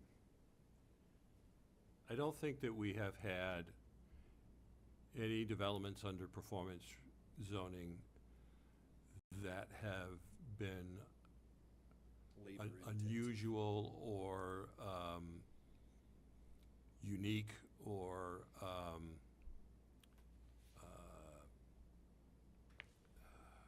really technically involved. However, so up till now, I don't believe that we needed that support. However, I do foresee, and if you look at the next agenda item, I do foresee where that would be the case. And I do foresee that there are potentially some other developments that would be the case. For example, and I have nothing before us other than the same rumors that you all hear. If the drive-in was to be redeveloped, for example, there are some aspects to that, and depending upon what is actually proposed, we probably would need to have more than one third-party consultant come in to help us with evaluation and determination and that kind of thing. The state school property certainly would require additional level of expertise and review that I would certainly welcome that kind of thing happening. So do you think it would be something that would be supported for a full-time, year-round position? Or more, could that be something that's contracted as a third-party, as-needed basis? I think it would be better to be done as a third-party basis. Would the developer bear any of the cost? I think that would be the idea, yes. We would hire whatever we need or think we need for expertise and consultation, but it would be at their expense, yes. Which would be easier if it's not a full-time position, if it is third-party review. Correct. Good. Correct. Something to think about. I mean, I'll give you another example, and this is something that occurred at least 4 years ago now, 5 years ago, when we approved the Langley Cove project. There are a number of provisions in that approval for us and DPW to hire third-party consultants to do a number of inspections and monitoring of the environmental issues that are present on that site in terms of steep slopes and wetlands, et cetera. And that, again, that will all be at the developer's expense. And there are going to be periods of time at that development, for example, that we would need, particularly DPW in conjunction with us, inspection services. There would need to be at least one person, if not two people on site for weeks, if not months at a time, while they're doing utilities, retaining walls, siting of foundations, et cetera, that are going to be on sites that need to be compacted, and we need to do an analysis of the compaction rate and those kinds of things. We certainly do not have anybody on staff in planning to do anything like that, and neither does DPW, quite frankly. And they, so it would be those kind of services. In that instance, we are talking, like I said, weeks to months for a plan that comes forward. Let's say, again, I have no plans, but as for something like the drive-in site, I would see that as being more of a 2 to 3 week type review and recommendation type thing. Something like the state school, that could go on for very heavy periods of time, and then nothing's happening for a while, and then again, you need them again for a lengthy period of time. Because that's not gonna be developed, bang, it's gonna be done in phases, but that kind of a thing. But what we've had so far, I personally, I have been very comfortable. We had a situation, obviously, with one project where we went to court, and we fully accept the findings of the court. Thank you. Yes, Councilman. I don't entirely agree that contracted folks are the best idea for us as a city. I'm sure in specialty areas, I understand that. I think we need some sort of an engineering position within your department to look at a lot of the problems that are starting to develop with construction here. And in conjunction with that, I think code enforcement desperately needs help. One of my neighbors pointed out to me that we have a yard sale that goes on for every Saturday, months on end. I seem to recall from my law enforcement days that there's a limit to the number of those we can have. But they're always on weekends. And who from code enforcement's here on weekends? And I guess I'd like to see sort of recommend a combined position of someone who can look at boundary problems and reported construction problems, but also do some code enforcement at the same time. So filling in the time when they're not actually doing engineering work or whatever, they could also increase the code enforcement portion. I think some of the issues that we're all dancing around here might have helped if we'd had somebody more frequently on site on the particular problem we had. So I wish you'd give that some thought about what kind of a position we ought to recommend. I don't know if anybody else agrees with me, but I would suggest we're growing a lot faster than I've ever seen Laconia grow, and I've been here 50 years.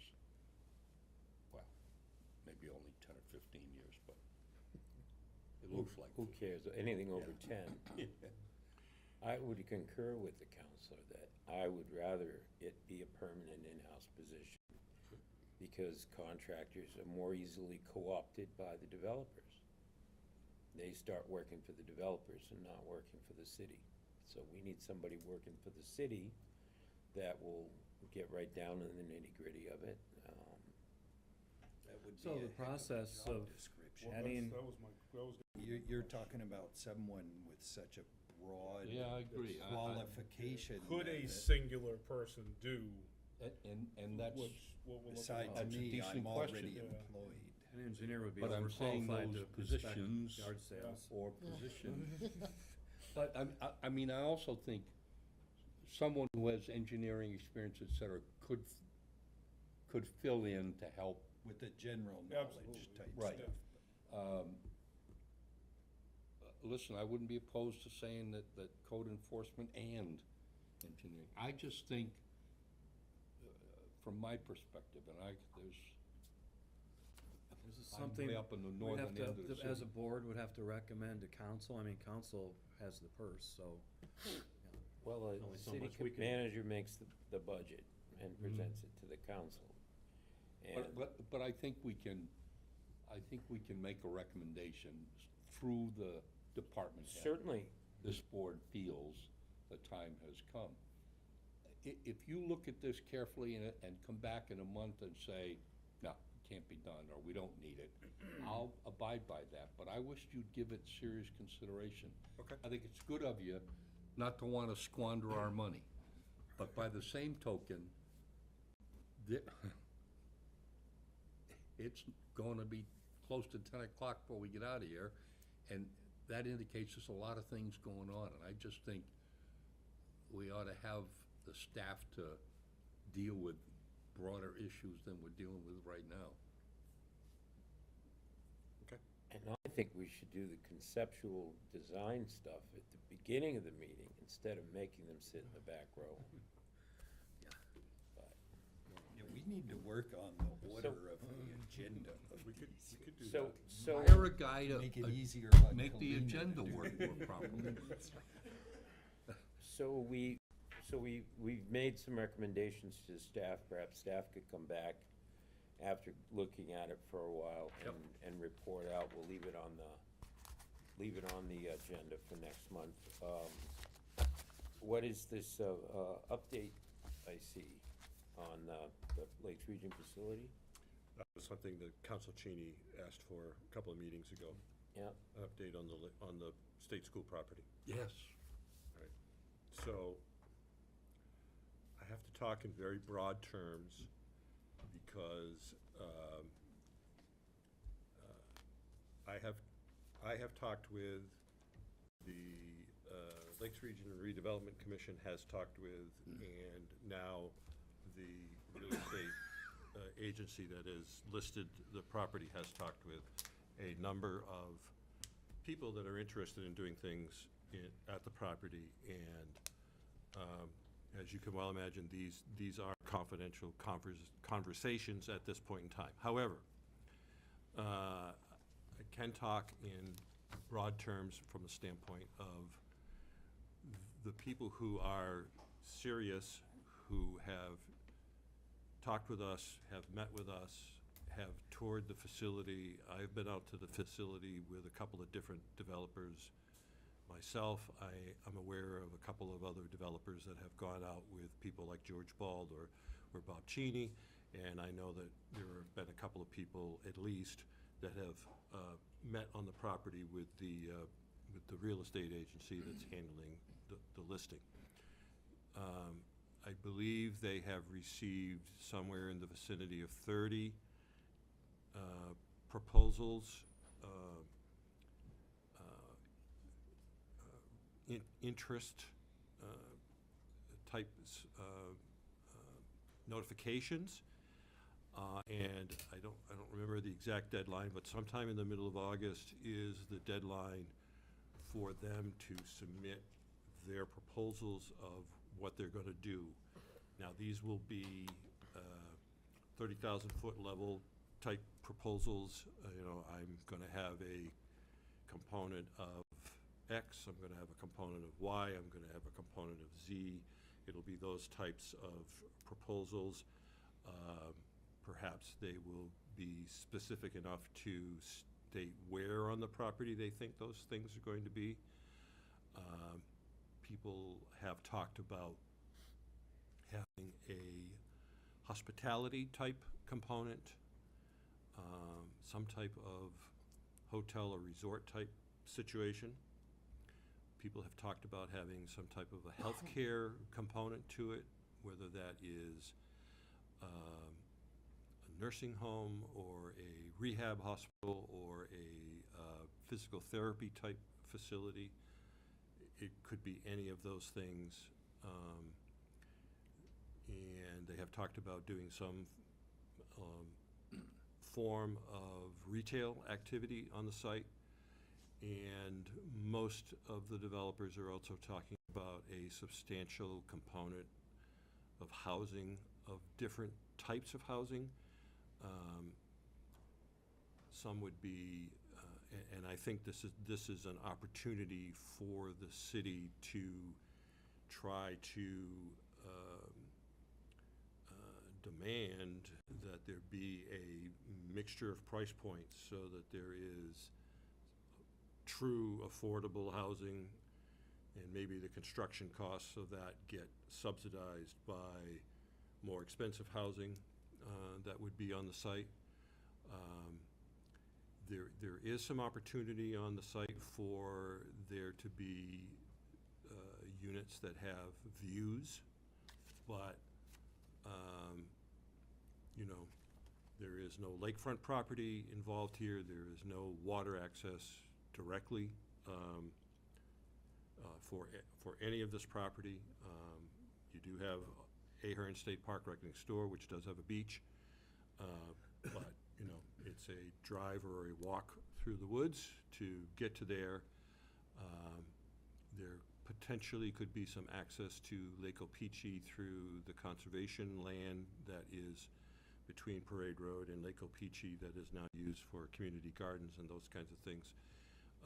But that would be something that would have to be developed in association with the conservation organization that controls that piece of land for the next 70-something years. So that's the kind of thing that these developers are talking about doing. Who are they talking with? They have talked with me, some of them have met with me and the city manager. Some have met with the mayor, some have met with the Lakes Region Redevelopment Commission. They, in the course of their actions, had developed a master plan for the community, not so much to say this is what you need to do, but rather to show the kinds of activities, the kinds of uses that could occur on the property, and the level of density that the city is agreeable to. A few of the people that I've talked with, they've looked at our zoning maps and they see it's RR1, which is 2-acre zoning, and they're like, I'm not interested in doing RR1. And I say, then I talk to them about the performance zoning overlay district that is also on that plan, and now all of a sudden they're interested. When does this become transparent and open to the public? Well, because my concern is that they're gonna come in here, and there's gonna be one proposal after another, and every developer's gonna have the same pitch, and that's gonna be, we've already invested all this money in the engineering and the studies and. But at the end of the day, they have to come to the city. They do. Well, they do, but the public has a right to know what these guys are thinking about. I mean, if they could at least, I don't know, it needs to be transparent, it needs to. Yeah, I don't know if, once the proposals are made to the real estate listing agent. See, that's my problem. Whether they're going to be The governor turned the public, site and I- over to a real estate Right. agent. And I instead don't of know. the commission that had spent Right. Yep, no, years and that- thinking in terms of the Pease Redevelopment Authority or something like that, where the public interest was going to be protected. That's not happening. I don't see that happening. I hear people whispering in the corridors, and it's gonna come before us piecemeal. Unless we develop the master plan. I think it's going to be the situation where the property is going to be sold to one entity. They will own all of it. At that point in time, once they own it, they are no longer under the state at all. They are 100% under our rules and regulations. And they, make no mistake about it, they're all going to be using performance And zoning. on what promises will be made to these people that they're going to buy this, that are going to buy the site? That's what I'm getting at. The buyer's gonna be all the way in for how many million before we even see a preliminary concept? That is correct. Whoever buys the property, I expect that we will have There'll be no public input. very little visibility into that. I fully expect that to be the situation. Now, obviously, they gotta go before the governor and executive council, and there's an opportunity there to see. The governor that listed the property with the realtor? Yes, same governor. I think we only have one in the state, so yes, the same governor. One at a time. But you're not going to see, I don't think you're going to have much visibility into the developers that did not win the bid, whatever that bid is. And I just think that's the way it's gonna be.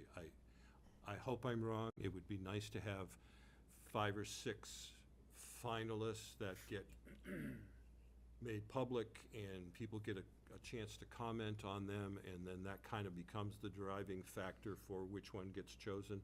That would be nice, but I have no indication that that's going to be the situation. So maybe the planning board should send a letter to the governor and expressing our concerns.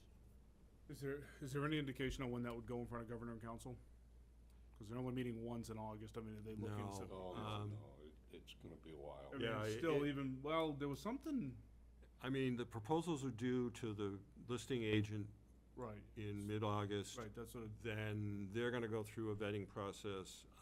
That's when it'll start to get public, is it? Yeah. Yeah. But you're saying once the sale is done, any development has to go through us.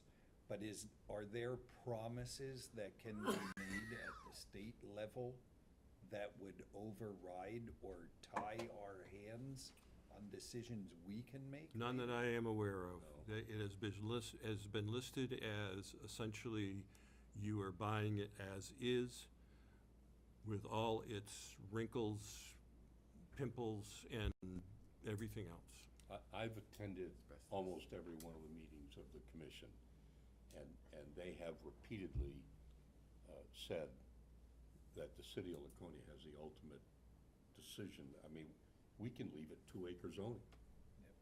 I hope there's nobody in this room that thinks that's a good idea, but as a technical matter, we can leave it at 2-acre zoning. And I certainly the people on the commission, Bob Cheney and George Ball. George Ball, I know have told a number of people over the past 6 months that, you need to deal with the city of Laconia. You need to make sure, which is why Dean has been involved in some of these discussions, because they recognize that at the end of the day, our zoning applies at the state school. And we have to make a decision about what we're gonna allow up there. And I understand the concern that deals could be made, but there's only so many, and I don't believe the governor can override our zoning, period, end of story. He can sign the deed. All right. Just, Yes, you Scott. suggested planning board sending a letter to you. Maybe we should wait till the appropriate time when a developer has been selected. I'm gonna talk to Commissioner Bald and see what That's a great idea, insights but colors. I spent a lot of time in state government, and I can tell you there are times when you're wasting ink writing letters. Yeah. This might be one of those. Well, letter is, a letter might be not quite as forceful, but just as At the useless appropriate time. as a resolution from this board, you see? At the appropriate time, you might be right, but I think right now. is a bit Because early. that's just talk and money's gonna decide. Yep. But transparency, man, this whole thing stinks. It just stinks. It smells like a side deal to me. I don't know. Why did we even have a commission to begin with, to look at the redevelopment and to consider the public interest and to have, as they did, they had public hearings, they had members of the public and abutters that expressed in ardent terms what their concerns were, and that was all like, forget about it. So, I don't know, anyway, I'm gonna look into it if I get a chance, and I'll come back to you guys and see what I can find out, and then maybe propose a resolution or two and get the ball rolling. It's never too early to start planning when you're playing on a lopsided playing board. You gotta know what's gonna come down, because the political forces that are going to support whoever these rich people are that wanna come in and develop, are not going to be stopped by us or this planning department. They're gonna roll us right over. So, all right, is there any other comment, or, I'm sorry, I didn't mean to steal the soapbox. All right then, we have some very patient people here that have an idea they'd like us to see. It's a redevelopment of properties located at 249, 263, and 267 Court Street. Thank you for your patience.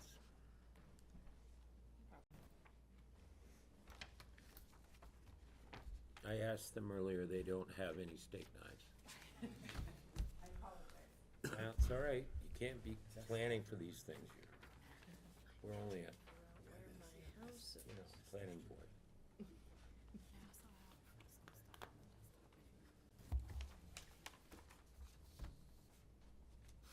So that's their new storage?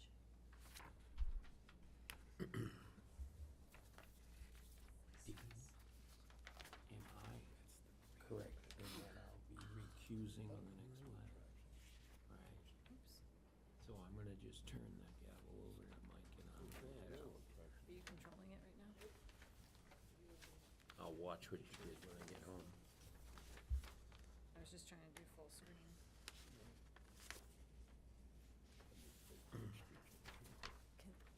right, let me see. Great. So, this one here I have to recuse. Yeah. I'll just hand you the gavel. Just forgot one. Good evening, Mr. Chairman and members of the board. Thank you for seeing us tonight.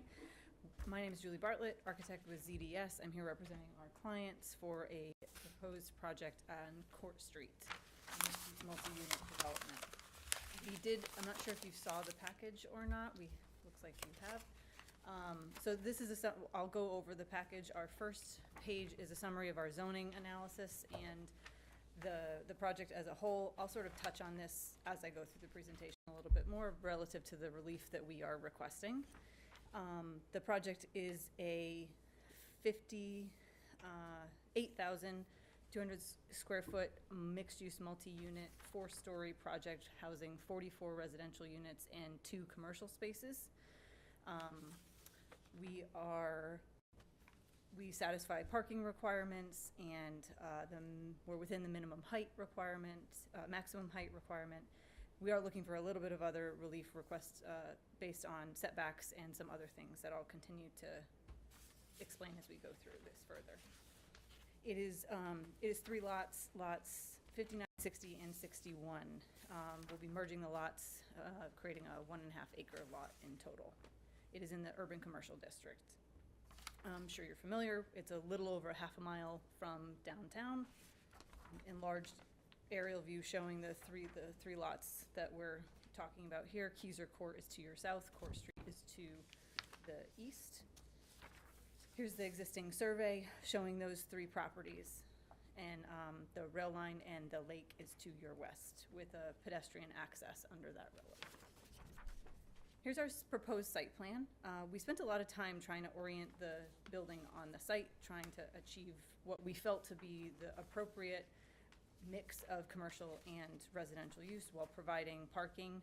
We took advantage of the lot to the north and locating our residential parking, shielding it from Court Street, which I know is a desire in town if we can, while taking advantage of the length along Court Street to allow for a one-way access for parking for some commercial space on the ground floor, and taking advantage of the grade change along from Court on Keyser to allow for some below-grade utilities in a partial basement, potentially a loading zone, trash, etc. Ideally, that's where our transformer would be located, and also creating another means of egress for pedestrians to have a more easy access to that beach, to Bartlett Beach.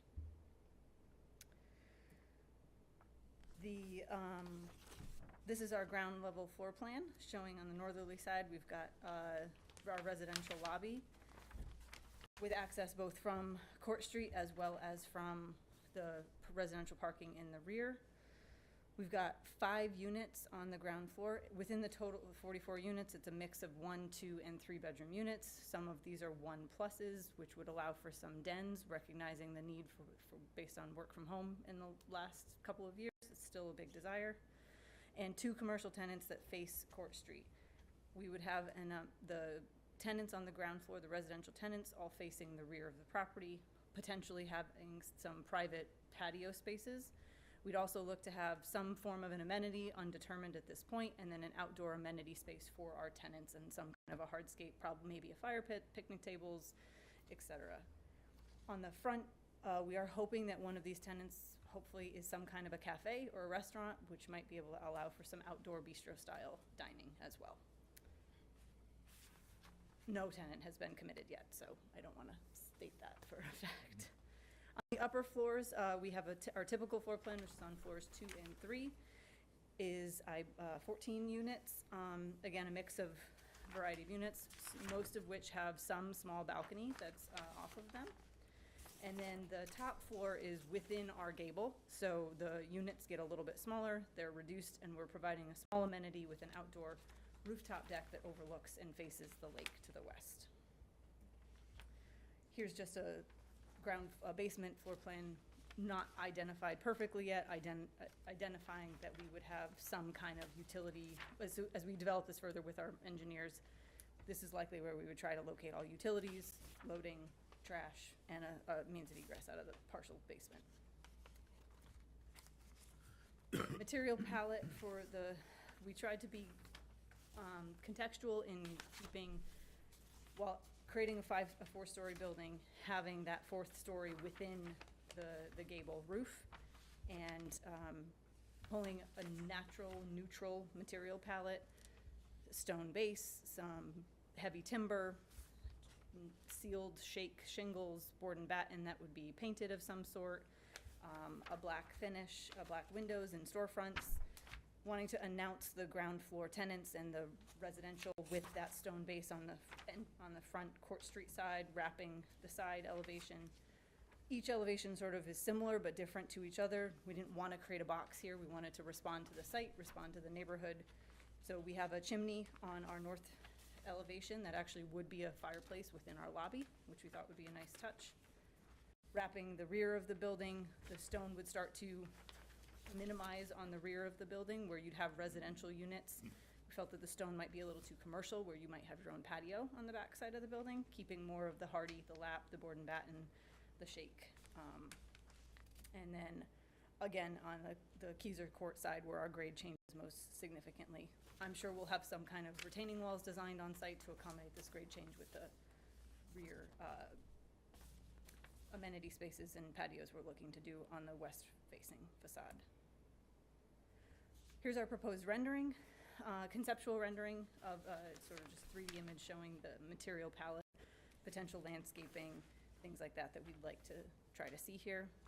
And then I do have the start of a diagram outlining, it's a little hard to see, but it's our building with the massing of looking towards downtown. We did not quite have the time. I do want to prepare this further, ideally moving forward, that we would have gable roofs and such sort of identified on this diagram to sort of communicate the scale of this building relative to the other buildings in the community. If there's any questions, happy to answer any questions. I do have our ownership team here to address any questions to them as well.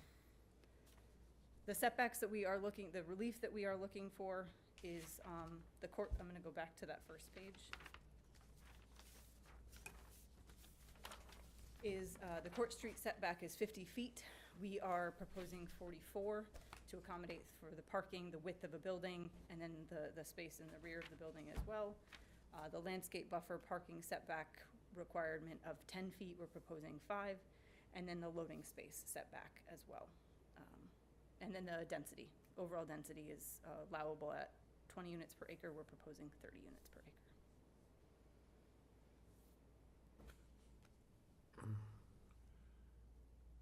Well, I like the elevations and the choice of materials.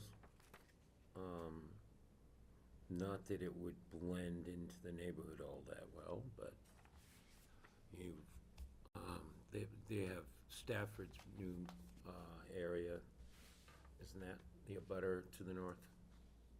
Yes, Yes. So, and they're putting their parking kind of up against that. Yep. yeah, I think, We have talked with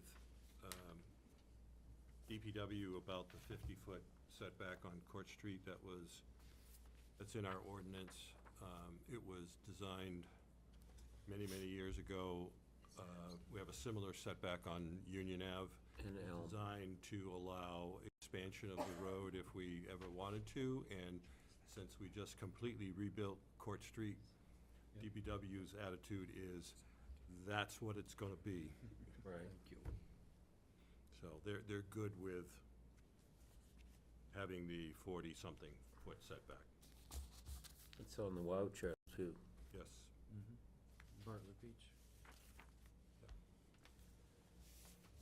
I didn't know Keyser Court had their own private entrance to Bartlett Beach until this evening, but apparently they do. There's a pump house down there too, if we wanna go back to that conversation.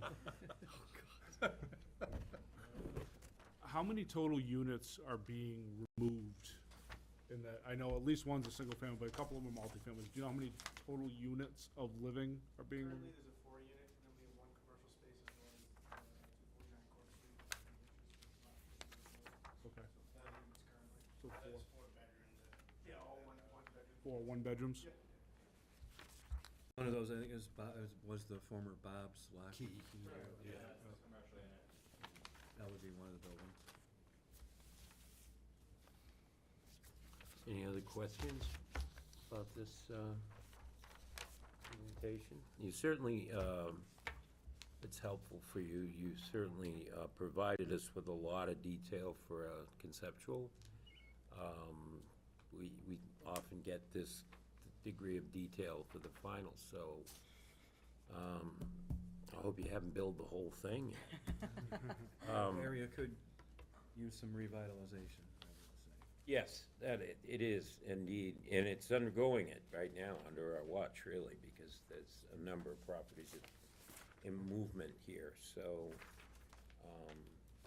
but who'd have thunk it, there'd be this big L-shaped lot right there? Build it.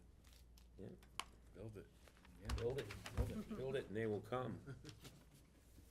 So, I hope this was worth your wait. Certainly. I So, mean, You're getting positive. Did Just you a quick want to question. comment? I just a quick, Sure. go ahead, Stacy. The chimney, is that what makes it 60 feet, no, or? the peak is 59'10" from average grade, and the chimney is 8 foot overrun above that, which I believe is allowable Yes, it is. per you're allowed to go up to 15 feet above your ridge line.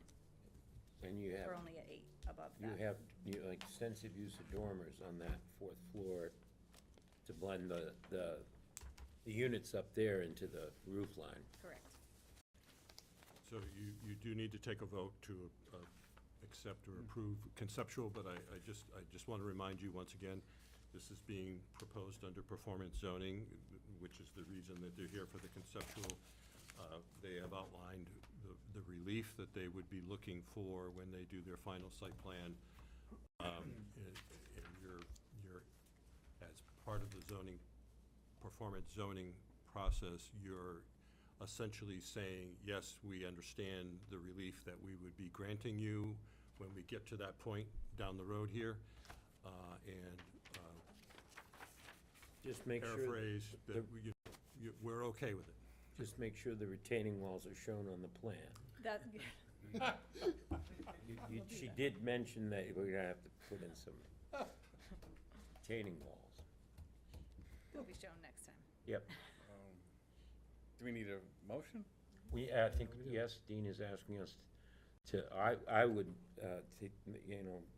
I'll make a motion Go that, I love the plan. They're not asking for too much as far as zoning relief goes, and I think we could work with them and make it all work.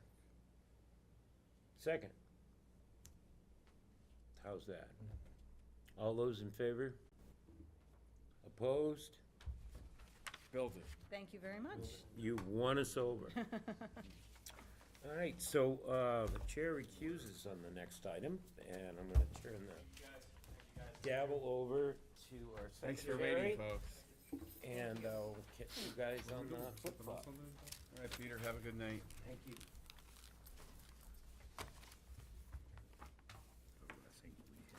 This is beautiful.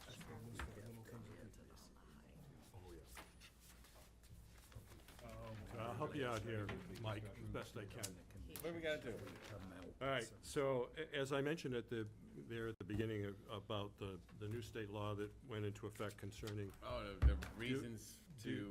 The reasons that you're approving something. Now, Okay. this is kind of a little retroactive thing, so basically what you're doing here is you're amending the notice of decision for the Elm Street, Park Street, Railroad Avenue project that we discussed at the last meeting. If you hadn't guessed it yet, this was primarily written by our legal counsel, hence the length of it. And this will, upon your approval, and feel free to edit, change as you feel necessary, but this will become part of the NOA that will be the notice of decision. Right, I think I threw that page away already. So does this legally, Looks like then, this, Mike. this has to be made by the person that Thank made you. the motion? No, To it- approve it, it has to be At this- added to the motion? At this point in time, no. No? Okay. Just whoever wants to make the motion will be. Okay. It was approved unanimously, so in effect.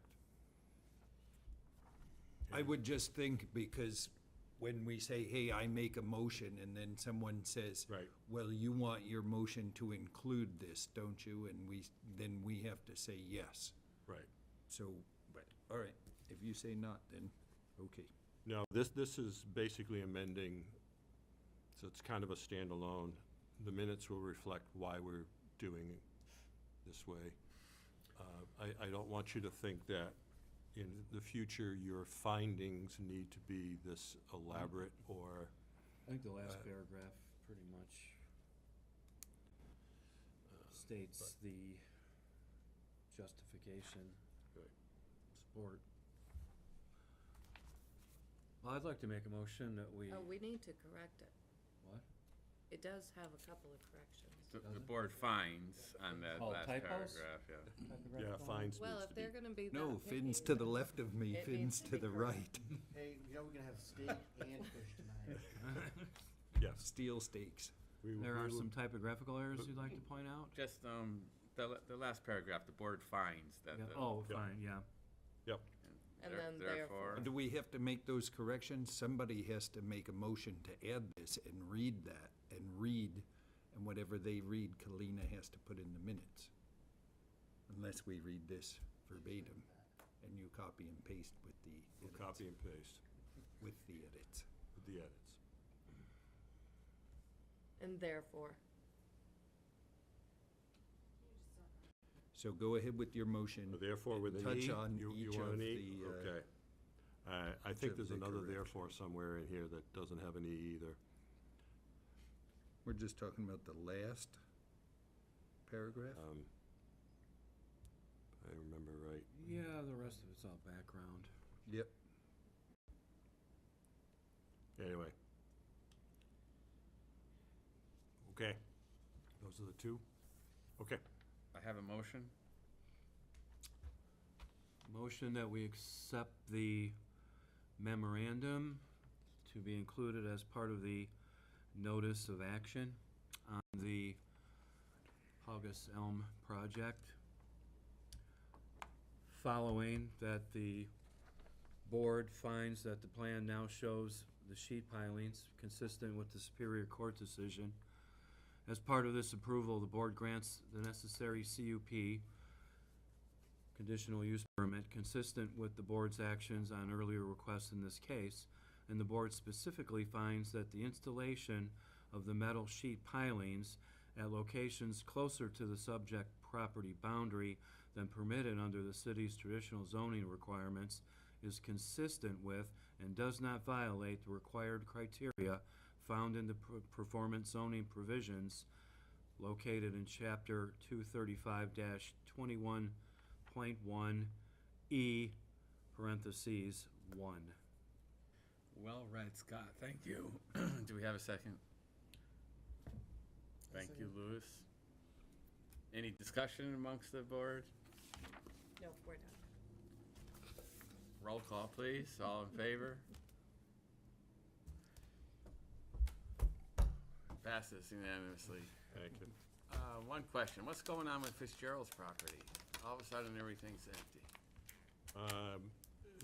The property across from McDonald's, you're referring to? Yes. They have a new owner.